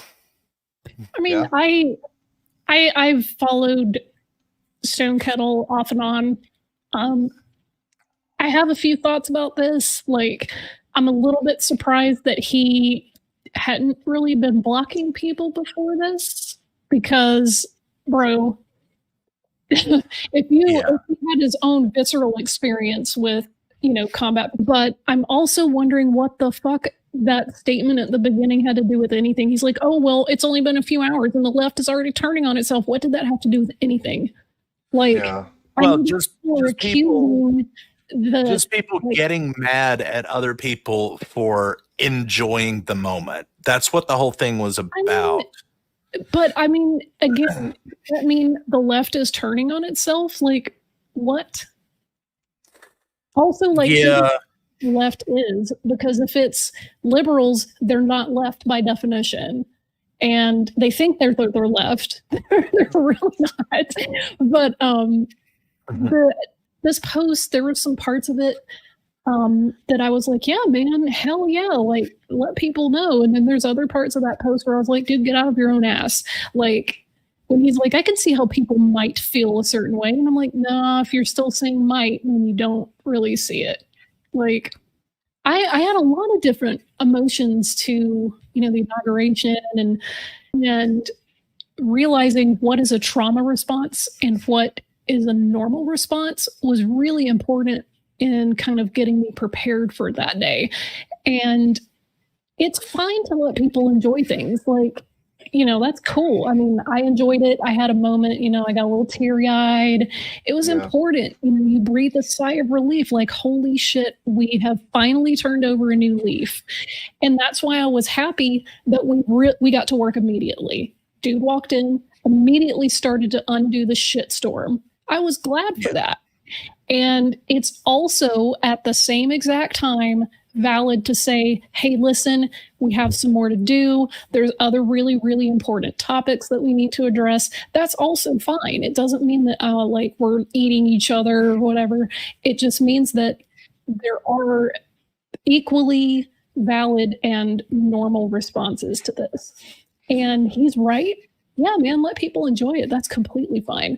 I also, feel like he didn't say it this way, but not letting people get complacent in their relief is a very important thing. And that's why that's very important. Yeah, don't get complacent. Like, it's fine to feel positive things about this. That's good. I mean, none of us on the panel will be like, oh, 100% Joe Biden's our guy, ride or die. But we're relieved because, holy shit, we don't have to wake up and doom scroll. That shit ages me, man. Or ignore the news for our own mental health. Yeah. Right. What new lows have we achieved? Like, that's relief, I also feel like it's the right thing to do for the administration to tackle COVID first. And that will allow us to, as a nation, grieve for all of the lives that were lost. And people who are still dealing with those losses, it's okay for them to be bitter about it because their loved ones didn't make it. So when we say, like, oh my God, thank God we made it, they're like, bitch, my friend didn't make it, my spouse didn't make it, my family didn't make it. We did.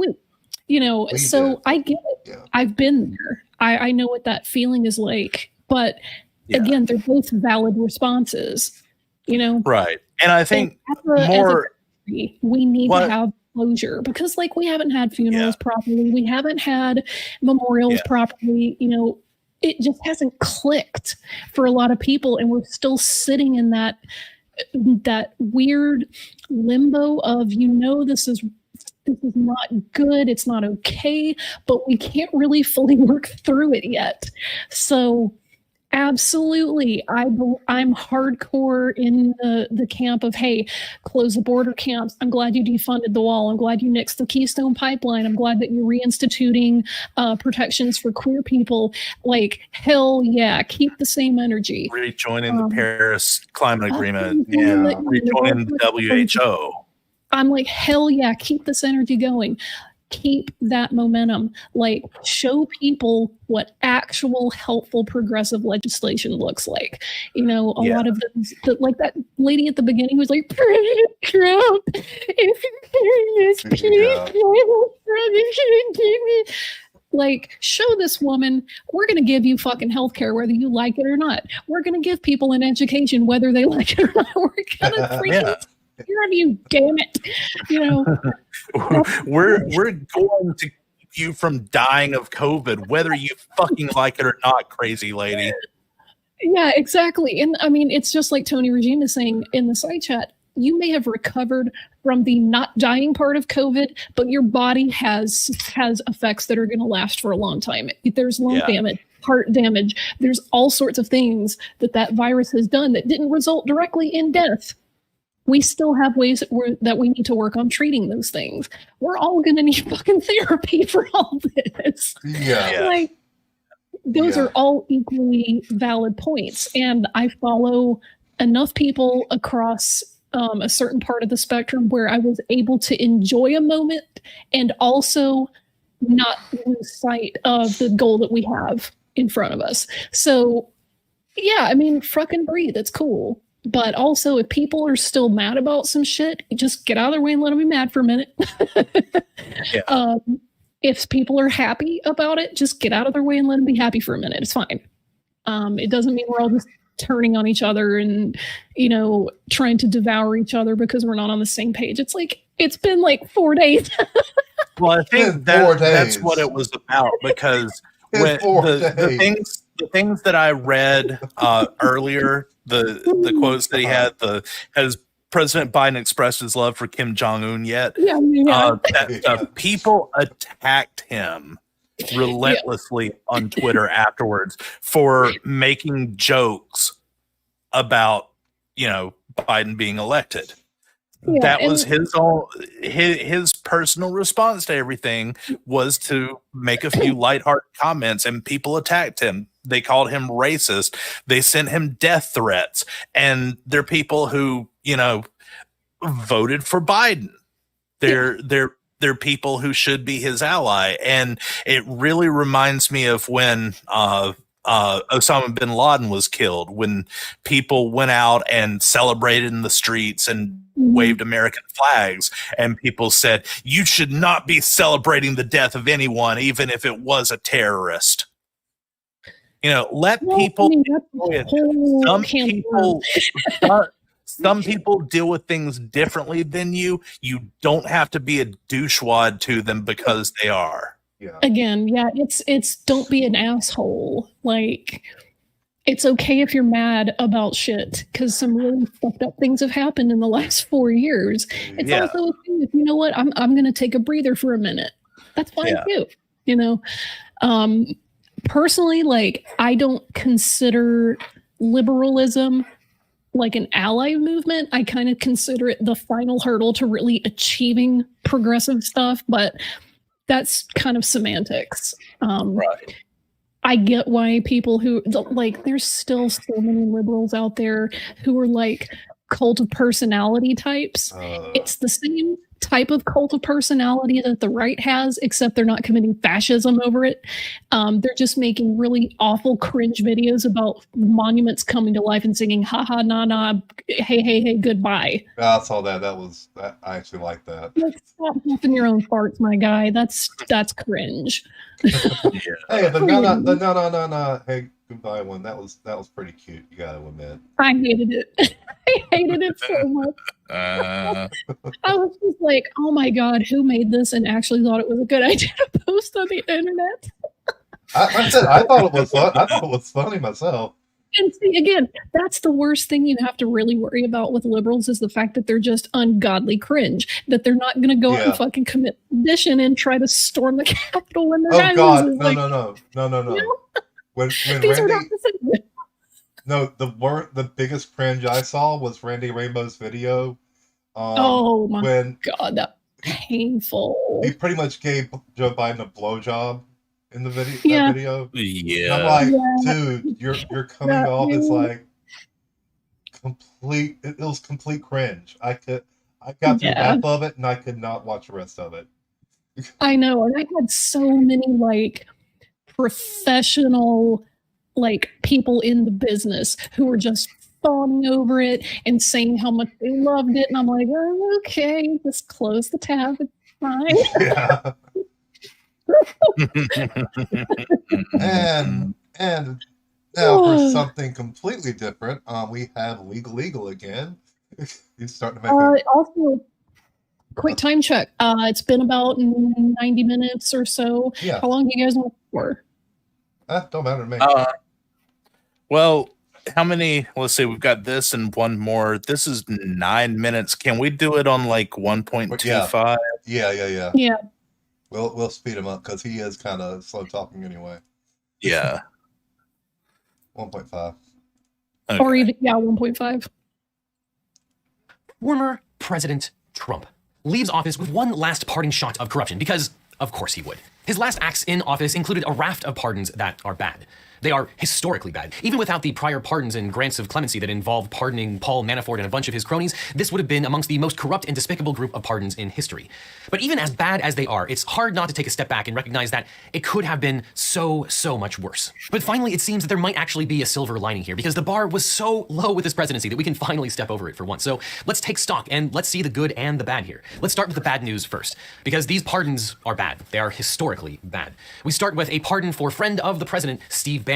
Bannon was facing a trial for fraud in connection to the Build the Wall campaign, and all signs point to Bannon stealing millions of dollars from actual Trump support.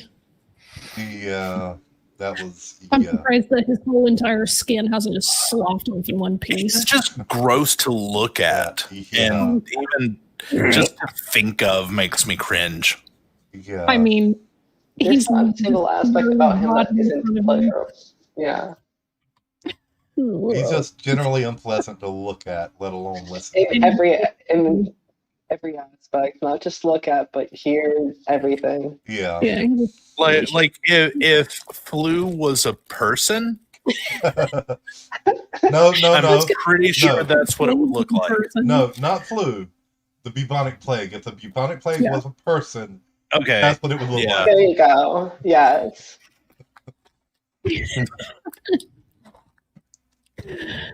Oh, God. And it's also notable that other Build the Wall defendants who have also been accused and indicted of fraud were not pardoned. It was just the president's friend. As former Representative Justin Amash said, it went from Mexico will pay for it to you will pay for it to you will pay Steve Bannon and I will pardon him for defrauding you. There's no good reason for this pardon. There's no reason at all for this pardon except that it's good to be a friend of Donald Trump and swear omerta to him. And that, of course, takes us to another good friend of Donald Trump, Elliot Broidy, who pleaded guilty last year to conspiring to violate foreign lobbying laws, to influence the Trump administration on behalf of Chinese and Malaysian interests. And he, of course, was implicated in what is now known as a pay-for-pardon scheme. Is there anything corrupt with this particular pardon for a Republican fundraiser who happens to be friend with the former president? All signs point to yes on that one. And then there were more pardons for corrupt Republicans like Rick Renzi and Duke Cunningham.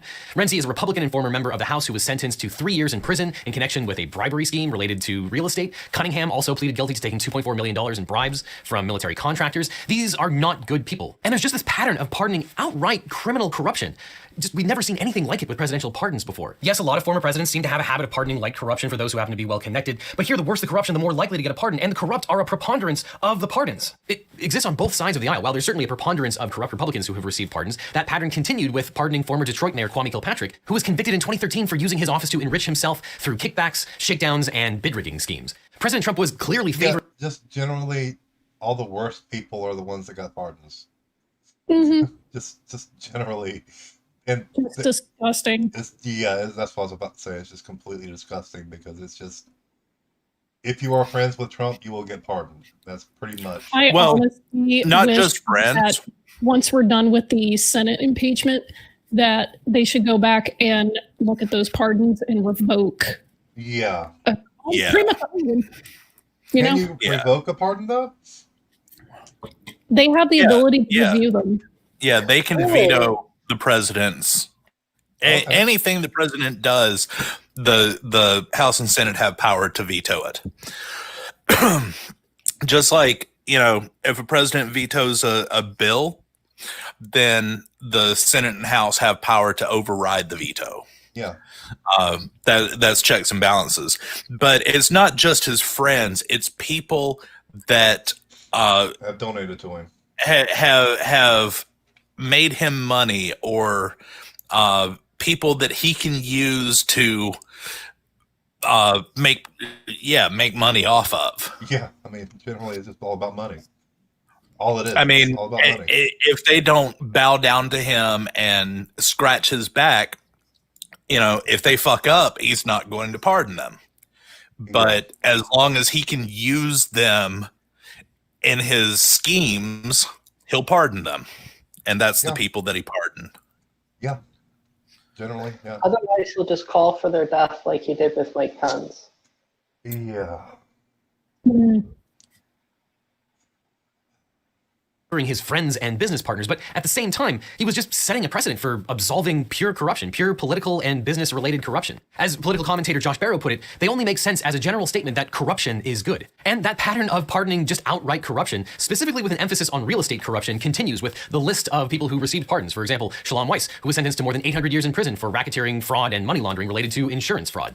And then Ilyahu Weinstein, who was sentenced to more than 20 years in prison for a real estate Ponzi scheme that caused $200 million in damages. And then, oddly, Anthony Lewandowski, who pleaded guilty to stealing IP related to driverless cars when he left Google to go to Uber. And the list of overtly corrupt individuals who received a pardon is extremely long. But lest you think that Trump was only pardoning corruption, he also engaged in pure cronyism, like pardoning New York Observer's Ken Kurson, who was charged with cyberstalking last fall, and who happens to be a very, very good friend of Jared Kushner. And then, as potentially the very last act in office, President Trump had one last pardon to dish out after the raft that he released at 1:30 in the morning. He also pardoned Albert Pirro, who was a real estate developer and notably was the ex-husband of Judge Jeanine Pirro from Fox News. Pirro had been convicted of conspiracy and tax evasion in 2000 and had actually represented Trump himself in some real estate deals. To say that these people are undeserving of pardons is a vast, vast understatement. And of course, potentially as a cherry on top, at 1 o'clock in the morning, President Trump revoked his 2017 Drain the Swamp memo, which prevented members of the White House from lobbying the government for 5 years, so that the members of his administration can now lobby the government. It is time to drain the swamp in Washington, D.C. In retrospect, looking at all of these...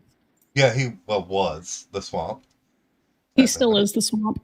Yeah. And anybody that... No, I heard they were able to finally remove his swamp. pants. What? Yeah. They were finally able to remove his pants from the laundry room, so the swamp is finally starting to get out of there.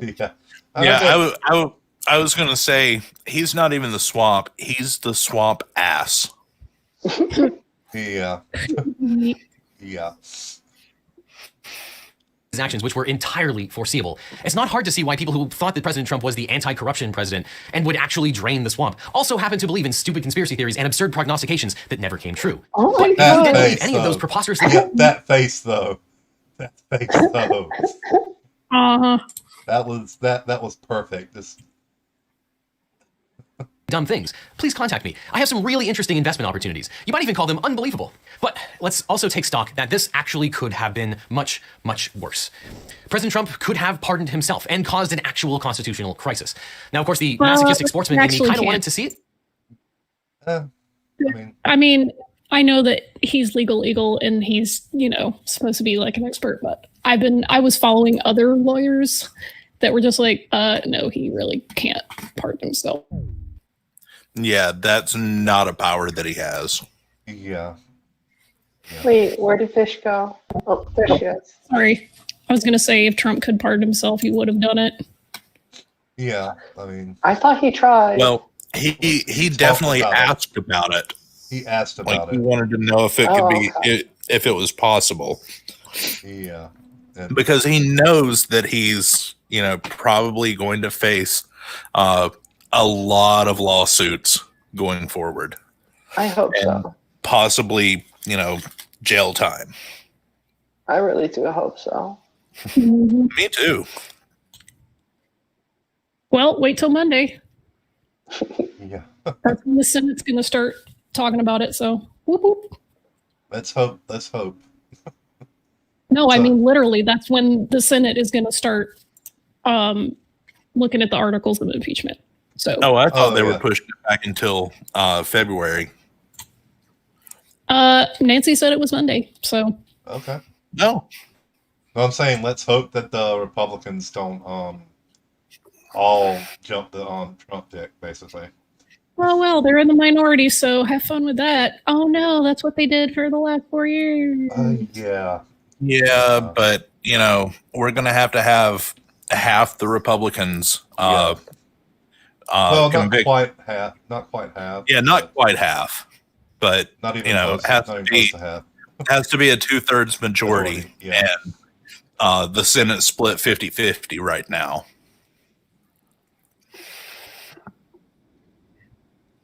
There's enough of them that I think it'll flip, but hey, whenever. I think there's enough Republicans that Trump kind of that they'll side with the Democrats on this. Now that it's pretty toxic to be an ally of Trump's. Who's eating? That's me. Now that it's toxic to be an ally of Trump's, I really think that some will flip, but I don't think it's going to be enough. I wish it would be, because I'm huffing on the hopium right now, so don't. Yeah. Yeah, you don't have to hope. You too can call your representative and demand. Yeah. Yeah.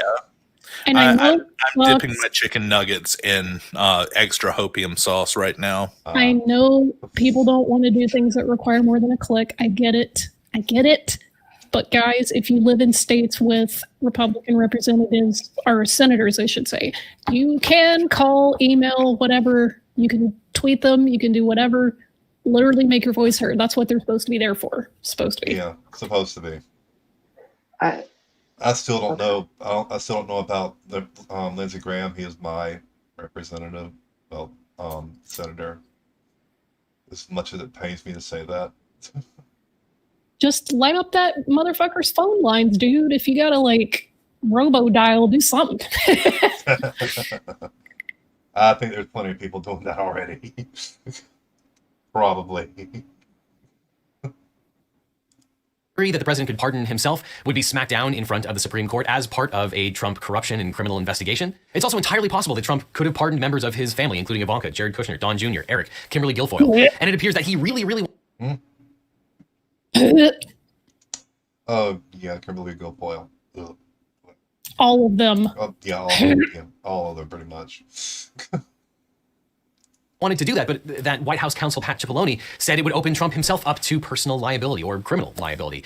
And so the reason for him not undertaking these actions, which he apparently wanted to do, is that Donald Trump is selfish to the core and is willing to throw his own children under the bus. It's possible that he could have pardoned his own personal attorney, Rudy Giuliani, who's under investigation for many fraud-related things. It's also entirely possible that President Trump could have pardoned his own personal business associates, like Trump Organization CFO Alan Weisselberg, who also has been implicated in all kinds of Trump-related fraud. He could have pardoned the Capitol rioters. He could have pardoned some of the Congress people who helped foment some of the Capitol riots, including Congressman Biggs and Gosar, who apparently sought pardons for their role in creating the Capitol riots. And one has to ask, if you're looking for a preemptive pardon, are you worried about criminal liability related thereto? I'm going to cover this in a video shortly. We're lucky that there were only a handful of celebrity pardons for some reason, including Lil Wayne, Kodak Black, and Harry O of Death Row Records, and Joe Exotic of Tiger King fame is not amongst the pardonees. And the ultimate good news is that none of these pardons affect the impeachment trial in the Senate that remains in the short-term horizon. And of course, a new Department of Justice can create new criminal investigations and unearth all of the untoward doings of the late Trump presidency. Of course, it's going to take a long, long time to undo the damage of the Trump presidency. But like a loud orange fart, the noxious Trump presidency is already departing the room. And of course, it's important to recognize that none of this was normal. The Trump presidency ended like it began, as former President George Bush said, with some weird shit. And I look forward to covering the Biden administration. I will cover any dubious legal strategies that they undertake. My lawsuit against the White House will continue because it's about transparency, not about partisanship. But make no mistake, the last 4 years were not normal. And as a reminder, Donald Trump is now a private citizen. To the extent that he ever had immunity as president, he no longer has immunity for anything. These pardons are largely unjust, but they likely won't have systemic reverberations, or at least those reverberations should be dampened. Many who received these pardons might even face civil and state-based criminality down the line. These pardons are bad, but they're likely not earth-shattering. By all appearances, the damage of the Trump administration was extensive, but it's contained. And now, it's time to clean up the mess. Yeah.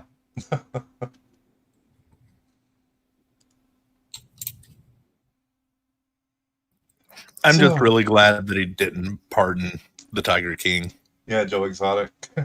That cracks me up because how much money does Joe Exotic make that video begging Trump to pardon him? Yeah. But, you know, Trump can't use Joe Exotic to make any money, so why the fuck would he pardon him? Yeah.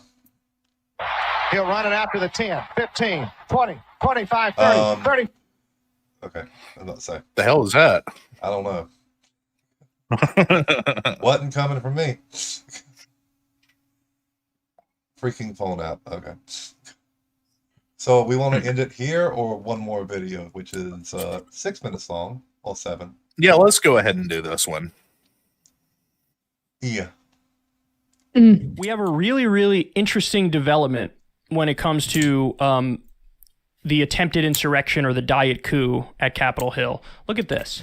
So Rashida Tlaib said the following: I'm leading the call for national security powers to not be expanded in light of the attack on our nation's capital that occurred 2 weeks ago, as such measures often lead to the erosion of Americans' civil liberties. And so she writes this long letter. It's a beautiful, eloquent letter where she lays out this case. And then you could see there, here are the other Democrats who signed it: Earl Blumenauer, Ro Khanna, Jamal Bowman, Barbara Lee, Pramila Jayapal, Alexandria Ocasio-Cortez, Mondaire Jones, Ilhan Omar, Ayanna Pressley. So here's what we have to say about this. Now, listen, we're tough on these guys when they do wrong stuff, as we should be, right? We should say, hey, you're incorrect about this, and here's what you need to do to fix it. But this is an instance where this takes genuine political courage, what they're doing here. And so they deserve a pat on the back, and they deserve a thank you for this. Because what they're doing is they're saying, listen, we saw what happened on Capitol Hill. We saw the insurrection, the diet coup attempt. We know that there are extremist groups in this country, right-wing militias in this country. You know, we know that there's a growing threat of right-wing terrorism. We know that there's, you know, a reemergence of some factions of white supremacist terror. And there's a real problem, but we don't need a Patriot Act 2.0. We don't need more domestic surveillance capabilities. Yeah, exactly. We don't need another Agreed. Patriot Act. And it really it makes me feel good that we at least have people saying that's actually in power. Yep. I just hope that if people listen to it. Yeah. Capabilities, because that is what the intelligence agencies and that is what the establishment wants to use this for. They want to use what happened to Capitol Hill, the attempted insurrection, the diet coup. They want to use that to more closely monitor the American people, to track every move you make, every phone call you have, every text message. They want to give themselves more complete and utter domination, control, and they want to pacify the population more. Basically what they want is a Patriot Act 2.0. The way that we eroded civil liberties in the wake of 9/11 was unbelievable. And now any reasonable person who looks back on it says, whoa, what the fuck were we thinking? That in the wake of 9/11, all of the actions were insane and they were over the top and they eroded civil liberties and your constitutional rights. And so now, even though the Capitol Hill insurrection just happened, wasn't that long ago, you already have some lawmakers with the political courage to step up and say, no Patriot Act 2.0, no more domestic surveillance capabilities. In other words, they're saying, hey, use the capabilities you already have and do your goddamn job if you want to stop something like this from happening. Do standard police work, standard intelligence work. You don't need to erode civil liberties more. You know, the laws that are already on the books are sufficient to go after the people who broke the laws. You know, and a lot of these people, to their credit, they're also against the original Patriot Act. That's the correct position. Because the NSA can spy on everybody. The NSA can spy on everybody, collect everybody's metadata. And they abuse that to no end. We learned through Edward Snowden. I was about to say that's exactly what I was about to say, Edward Snowden. Yep, that's exactly what I was about to say was Edward Snowden. That's what he got. That's why he's in Russia still. Now, that's one thing I would love to see from Joe Biden, him pardoning Edward Snowden. That I actually would love to see that too, because it wasn't like he stole, you know, classified missile technology or leaked a friggin' tactical plan. He literally went, "Hey, America, your government's spying on you without your consent or knowledge, and it's not okay." And for people to treat that like he's some spy, get the fuck. Like, he's not Julian Assange. He is not Assange. Well, Julian Assange, again, I've said this many times, but Julian Assange started out somewhat okay, but he's partisan. He only showed favoritism towards the Trump side in 2016, and when the DNC got hacked, he only released their hack. He didn't release any information on the Republicans at all. That's why I was like, fuck that guy. Rot in prison. I don't give a fuck about you. Like, get bent. Edward Snowden is literally trapped in a country that we consider a hostile power because he had the audacity to tell Americans that they were being surveilled without their knowledge. So the government can suck a big fat one. He didn't do anything wrong. Yeah. Morally. And they're trying to charge him under some literal 100-year-old clause to make it sound like he committed the worst kind of, spycraft. And he's said this multiple times.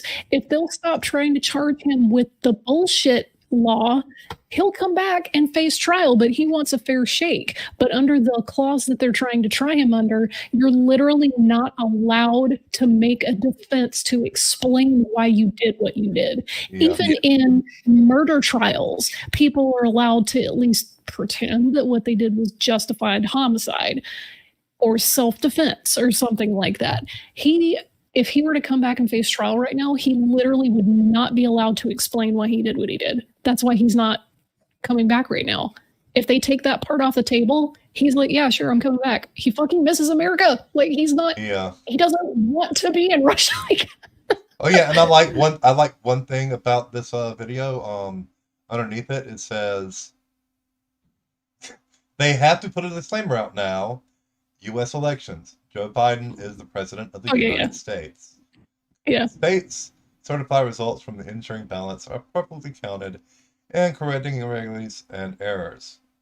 Yep. I think it's hilarious that they actually have to print that now because of some idiots called... Well, 70 million people fucking believe it was stolen just because their guy didn't win. So, get mad, stay mad. You tried so hard to suppress the votes. You fucking took out polling centers. You tried to delegitimize vote by mail. You tried to rip out postal service mail sorting. You did everything in your motherfucking power to suppress votes and still lost. So stay mad. Yeah.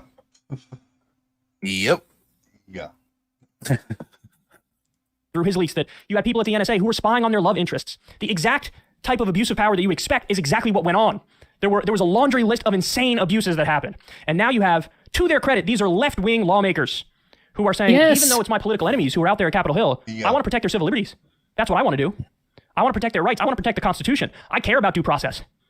So listen, nothing but credit. Well, everyone knows it was really Antifa that did it. Really?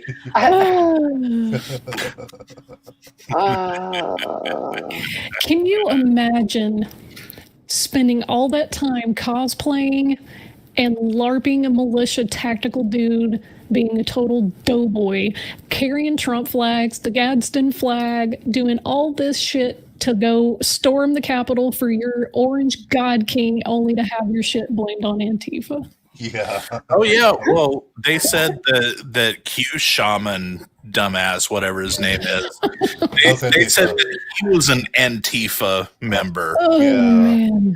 And you mean the guy who has an upset tummy if he doesn't eat organic food? Yes. Yeah. Here's the thing. I'm fine with him. What a snowflake. Here's the thing. I'm completely fine with them giving him organic food as long as people who have religious dietary exemptions are also allowed to get their food, because there's way too many Muslims who have been jailed or interred illegally or improperly that aren't allowed proper food access to the food that they want or that they need. So it's really stupid that he's pissing around about organic food, but the fact that people bent over backwards to make sure he gets it and yet won't do the same for people who have legitimate religious exemptions. Well, see, that's the reason why I'm making fun of him for it, because to demand that you need to have organic food when the person next to you is literally being forced to eat a ham and cheese sandwich when their religion tells them they can't even touch pork. Yeah, and that's another thing is that, you know, this guy in the video, Kyle, he's like, you know, people that are ostensibly leftist are literally saying, no, your civil liberties are more important than having a knee-jerk paranoia reaction to some like fucking insurrectionists. That's why, you know, you have those core ideals in like the progressive and leftist movement. It's like, damn you, we're gonna protect your civil liberties whether you like it or not. Because every time that kind of power gets, you know, instituted, it's abused like immediately. 5 seconds after it's like there. Yeah. You cannot trust people to do the right things with that level of power. Yeah. You know, like we think, oh, the people that work in the CIA and the NSA must be like morally good. Motherfucker, no, they're human beings. And you break up with somebody and you start spying on them. That's literally what they did. Yeah. Yeah. Yeah. That's stalking. Yeah. Yeah, no, that's the definition of it. Yeah. So yeah, we definitely don't need a new Patriot Act. Please, God.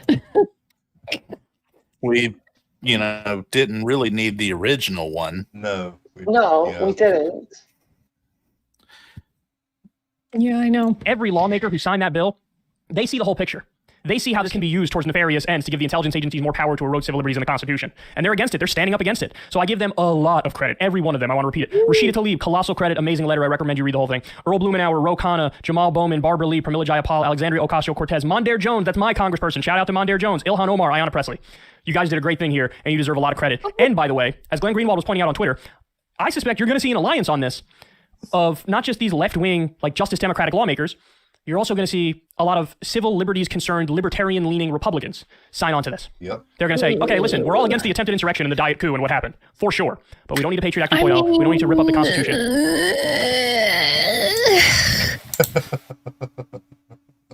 Can you hear the disgust in my voice? No, not really. Not really. Maybe I should have been like, oh, a little stronger, but I mean, that sounds more more if like you did that, you would have sounded a little bit more constipated. Yeah. So. yeah. You know, here's the thing. I'm a notorious, maybe not to you guys, but among my like social circle, I'm a notorious like libertarianism hater. And it's because they're just diet Republicans who like basically just want to legalize weed. It's like it's like a lot of college. They don't understand government, therefore they. It's a little silly, but I will say that if they decide they want to sign on and say, "Hey, listen, we don't need a new Patriot Act. It's infringing," like totally, you know what? We need your signatures. Come on.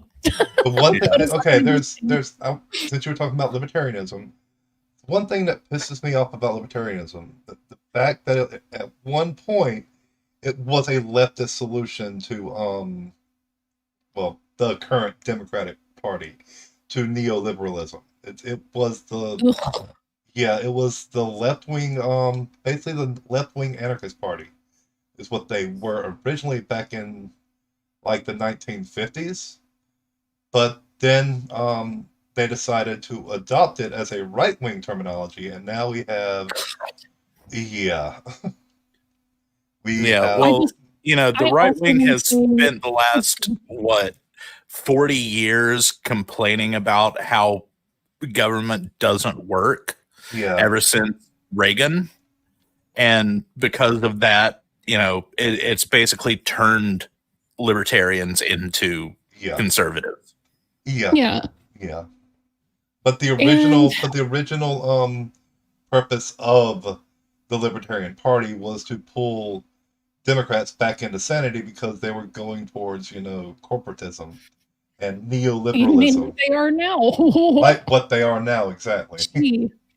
That's one thing is like the more you really, really learn history, not just like in school, you're taught a few segments that are convenient of history, but once you as an adult process the context of history and like different movements and social things, you really appreciate a lot of things that were, you know, presented to you in a negative light.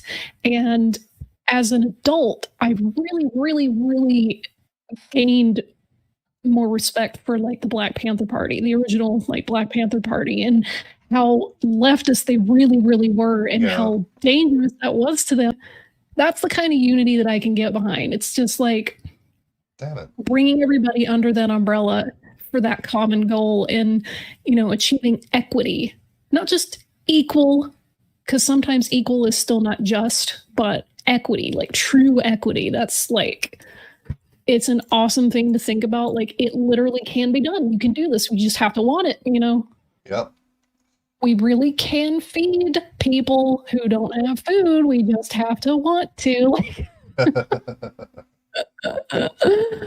We can actually educate people if we want to. Yeah, if we want to. We can actually cover healthcare if we want to. Oh, yeah. Yeah, we could do all those things if we wanted to. And we really can. Having to pay $266 for one of my prescriptions today. Well, back before I got put on Medicaid, one of my prescriptions alone was $3,000. Cool. Yeah. Well, this prescription without any insurance would be well over $1,000. But my insurance has a prescription deductible, so every January it costs me over $200, and then the rest of the year is $35 a month. And people wondered how I blew through $200,000 in inheritance when every month I was spending $3,500 on medicine. Yeah, on medicine that I require because one of it is for schizophrenia. If I don't have that medicine, I go into I can't think of the actual terminology right now, but it one of the things is suicidal ideation, which is not fun. So I was having to spend every month about $3,500 on medicine alone. God. Yeah. Well, it's the same with this. I mean, because of my spinal cord injury, the nerve damage that I have, I'm in constant pain. And without pain medication, I would probably kill myself. Yeah.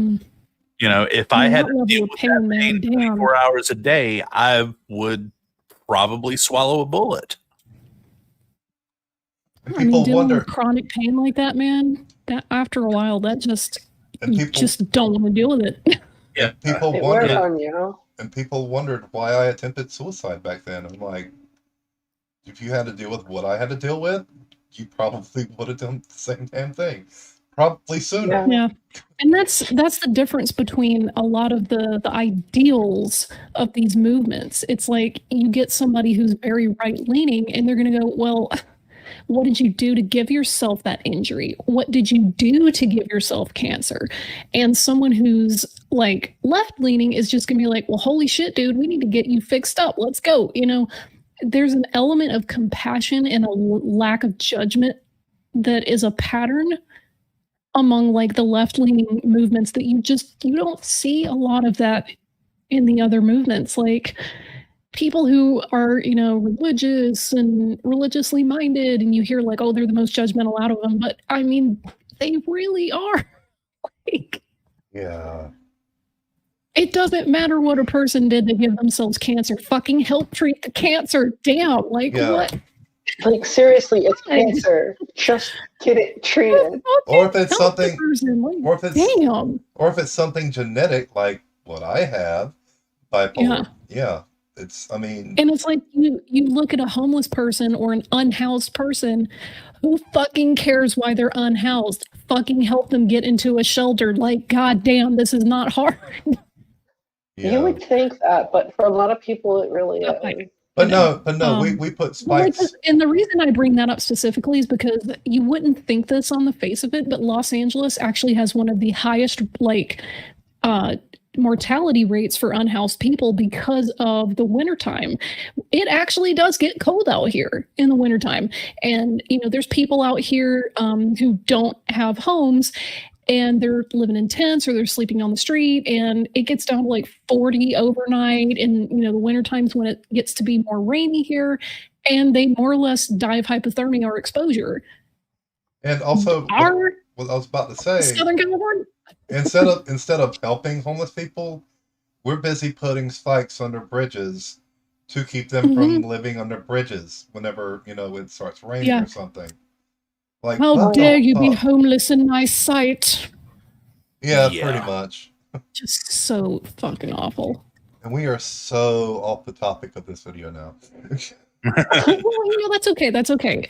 We've been going for a hot minute. I think maybe we could go on this all night, but maybe we should table this for either the next show, or we can have an extra bonus round, this week or something, because it's good shit we're talking about here. America turned over a new leaf, and we really can get some good stuff done, and I'm excited about that, honestly. I'm excited about the next 4 years too myself. I'm cynical about how far left we really can push Biden, but god damn it, we're gonna try. I have a lot of trepidation. I really am worried that Biden is not going to actually go left enough for me. But I'm hopeful. He came out he's a lot better than the Cheeto. Yeah, and that's true, but I don't want to settle for he's better than the other guy. I want him to actually get the shit done. So that's why I'm really impressed with, he came out swinging on Wednesday. He's really started to get serious and tackle some stuff. So I'm like, good, keep this energy. That's the reason why I keep my expectations and my hopes separate from each other. Yep. Yeah. I expect that he's going to do X amount, but I hope that he goes a lot more left wing than that's why I'm also a little bit more. I'm a little bit more inclined to believe that more things will get done, just because the makeup of the demographics in Congress is wildly different than the last two Democratic administrations, and I really feel like the makeup is wildly different entirely. Well, yeah, and I mean not just demographics, in terms of ethnicity and stuff like that. No, just everything. There are a lot of activists and progressives in Congress and in the Senate right now that it gives me a little bit more faith that we actually could do stuff. Again, I don't know if we will. I'm hoping we do, but I've gotten to a point in my life where I'm just tired of sitting around hoping something happens. I've taken a much more active role in local political stuff, voting in obscure ass elections where you have to request special ballots for stuff, really getting involved on that local level, just because that's where you start the wheels turning. So and I'm just sitting back wondering when Cthulhu is going to break through our portal in the background. Well, I have something I want to address in chat. The batch said we need to just give homeless people homes. That's socialism. That's socialism, dude. No, it is the right thing to do. But now we have what I've learned from the last 4 years. If it's the right thing to do, it's socialism. It's evil. Well, also, I cannot argue that. To actually credit Patch for what he said, we actually have 4 homes that are empty right now for every homeless person. Yes, we do. 4 homes are empty for every homeless person. We could easily give each homeless person a home to live in, and have way more to spare. And have way more to fucking spare. Yeah. Mm-hmm. Yep. And the fact that we don't, it's an indictment against us. It really is. And the reason we have that many homes that are empty is because of something Bill Clinton did. The housing market. The housing market. God, it was like that slow, the snowball effect of his policies plus the Bush senior policies plus the housing bubble in 2008. It was all of that snowballing. God. Yeah. And that's why we gotta push. That's why we gotta push. What Aaron Ranston said in the chat. He said, "Decommodify housing." I'm like, hell yeah. Yeah. Do it. Hell yeah. Well, housing is, the crazy black guy that ran for mayor or whatever the hell it was about 10 years ago. He was right. Rent is too damn high. The rent is too damn high. Housing is way too expensive. Yeah. It is. I agree. Yeah. My parents bought the house that I grew up in for, I think it was $36,000. Holy crap! That same house now is worth over $200,000. I believe that. The house I'm currently living in, my parents bought this house way back in 1979 for around $32,000. 33, something like that. Yeah. What were you saying, Raisin? Yeah. What were you saying, Raisin? Oh, no, I was just agreeing, yes. Are you sure? Yeah. And now it's worth around $90,000. It's like, what is that Maslow's hierarchy of needs? It's like, food, shelter, clothing. Like, no, we commodified it because I want to be rich and have things no one else does. And I'm like, bruh. Now we're commodifying water. Hershey's trying to get the monopoly on water. Nestle, dude. Holy frick. Yeah. And I mean, I'm still waiting for that one scene from Spaceballs to happen where you had Scrooge pulling out a Perrier of air. Yes. Oh my God! Does Flint have clean water yet? Like seriously? No. I don't believe been through so. two fucking presidents and they still don't have clean water. What the fuck is wrong with us? Not 2 presidents and an Elon. Just frickin'. But yeah, we could go all night on this. If you guys want to keep going, we can, I guess, have a bonus round or just take it to Discord. But we should probably wind down. We've been going for a while. Yeah, let's finish up this video and then we can jump over to Discord. Finish the video and then we'll do our goodbyes. Yeah, because we've been going almost 2.5 hours. Even though my internet is shitty and keeps on disconnecting, not disconnecting the stream, and that's why it's been We don't need to take away more rights and civil liberties. And so you're going to see a sort of alliance, and it's the same kind of thing. Hopefully, if the alliance develops, look out.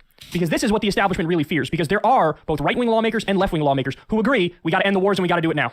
We got to legalize marijuana and end the drug war and stop locking up people for nonviolent activities. There were some who were for the $2,000 checks. About 44 Republicans signed on with virtually every Democrat for the $2,000 checks. If you can actually get an alliance of anti-establishment left and right, and they work together on the good, positive things, that would be so important. Because here's what I can guarantee you. There is an alliance, and there always will be an alliance between the establishment Republicans and Democrats. And they'll always agree to deregulate Wall Street, to cut taxes for the rich. They'll always agree to continue the wars going. Liz Cheney and her merry band of neocon idiots and her Democratic supporters as well. So if they can work across the aisle to do shitty things, you can work across the aisle to do positive things. I don't want anybody ever shame you that, you worked with Matt Gaetz on ending war and Matt Gaetz, said really terrible racist things or something, and so now you shouldn't try to get out of Afghanistan. Fuck all that noise. Don't listen to anybody with the bullshit arguments about you can't work with somebody on an issue where you agree with them because there are other issues where you don't agree with them. Well, good thing I'm not working with them on the issues where I don't agree with them then. Right? So anyway, I think you get the gist of it. Massive credit to these lawmakers. This is 100% correct. No Patriot Act 2.0. You go after all the people who broke the law on Capitol Hill. You go after them with the laws that are already on the books. You don't need new laws. You don't need a Patriot Act 2.0. You don't need to rip up the Constitution and rights and protections and civil liberties. We don't want more power going to these intelligence agencies. You need to weaken the intelligence agencies. They're already too powerful. Yep. And yeah.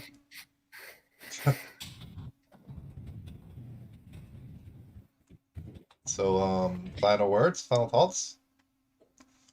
We've pretty much said most of everything we had to say plus some. At least I mean, things aren't perfect, but we're in a much better place than we were at the beginning of the week. Yeah. Mm-hmm. And keep pushing, and these things will change in time. It's just like with gay marriage, for instance. I had been fighting for that since 2003, 2004. I had been an ally, and I worked tirelessly when we put the Amendment 1 on the ballot here in North Carolina, which gave us a state constitutional amendment saying that marriage is between one man and one woman only. I remember that shit. Yeah. Defensive Marriage Act and all that bullshit. I worked with the Democratic Party of my county and got signs out and did what I could. And of course, it still passed, but then it was overridden in court. But eventually, it took well over a decade after I started fighting for them that it finally happened. Mm-hmm. And that's what you have to do. Just keep fighting, keep pushing. And eventually these things will happen. Eventually we will have college for all. We will have healthcare for all. Yep, we can get there. It can be done. It can be done, yeah. It's starting to be done right now. Yeah, just getting into administration freed us up to really start achieving those goals, more practically. So yeah, an administration that actually cares about more than themselves and their cronies. Well, not even their cronies, just themselves and their wallets. Their wallets, their wallets is the big thing. Because Trump showed time and time again that he doesn't give a shit about his cronies unless they make him money. Yeah, that's because he's a narcissist. Yeah, Raisiny, got any final thoughts for us? What you think? What you think? Really don't have any words other than what's already been spoken, to be truthful with you. I'm just really hoping again for Biden to end up going more left than a lot of people anticipate him to. Again, that's hopeful thinking. Expecting thinking is, I'm just actually happy he's done what he's done. He came in, he slammed out several executive orders right away. He got a few people put into nice places that I wanted to see. I'm already on the hopeful upswing. He's already gone past my expectations. So for me, it's just keep on doing. Yeah. Yeah. Hell yeah. Christopher, what you got? Yeah. That's about it. All right. I love it. And for those of you in the chat, if you want to go back and skip through a few different parts of the stream once it's over and done rendering, you can find Bernie moving around over the set through the course of the video. So, thanks for coming out, everybody. It's really awesome having you. And it was good to just kind of, let off some of the steam from the past, couple years and, decompress a little bit. Yeah. But like Raisin said, I just hope he goes farther left than people give him credit for. Yeah. That'd be nice. And with that, we are out, I guess. Good night. Yeah. Tune in to the Australian stream in a few hours. Take care, everybody. As always, keep smiling. Damn right. And the outro is playing. Woohoo. Oh, wait, no, it isn't.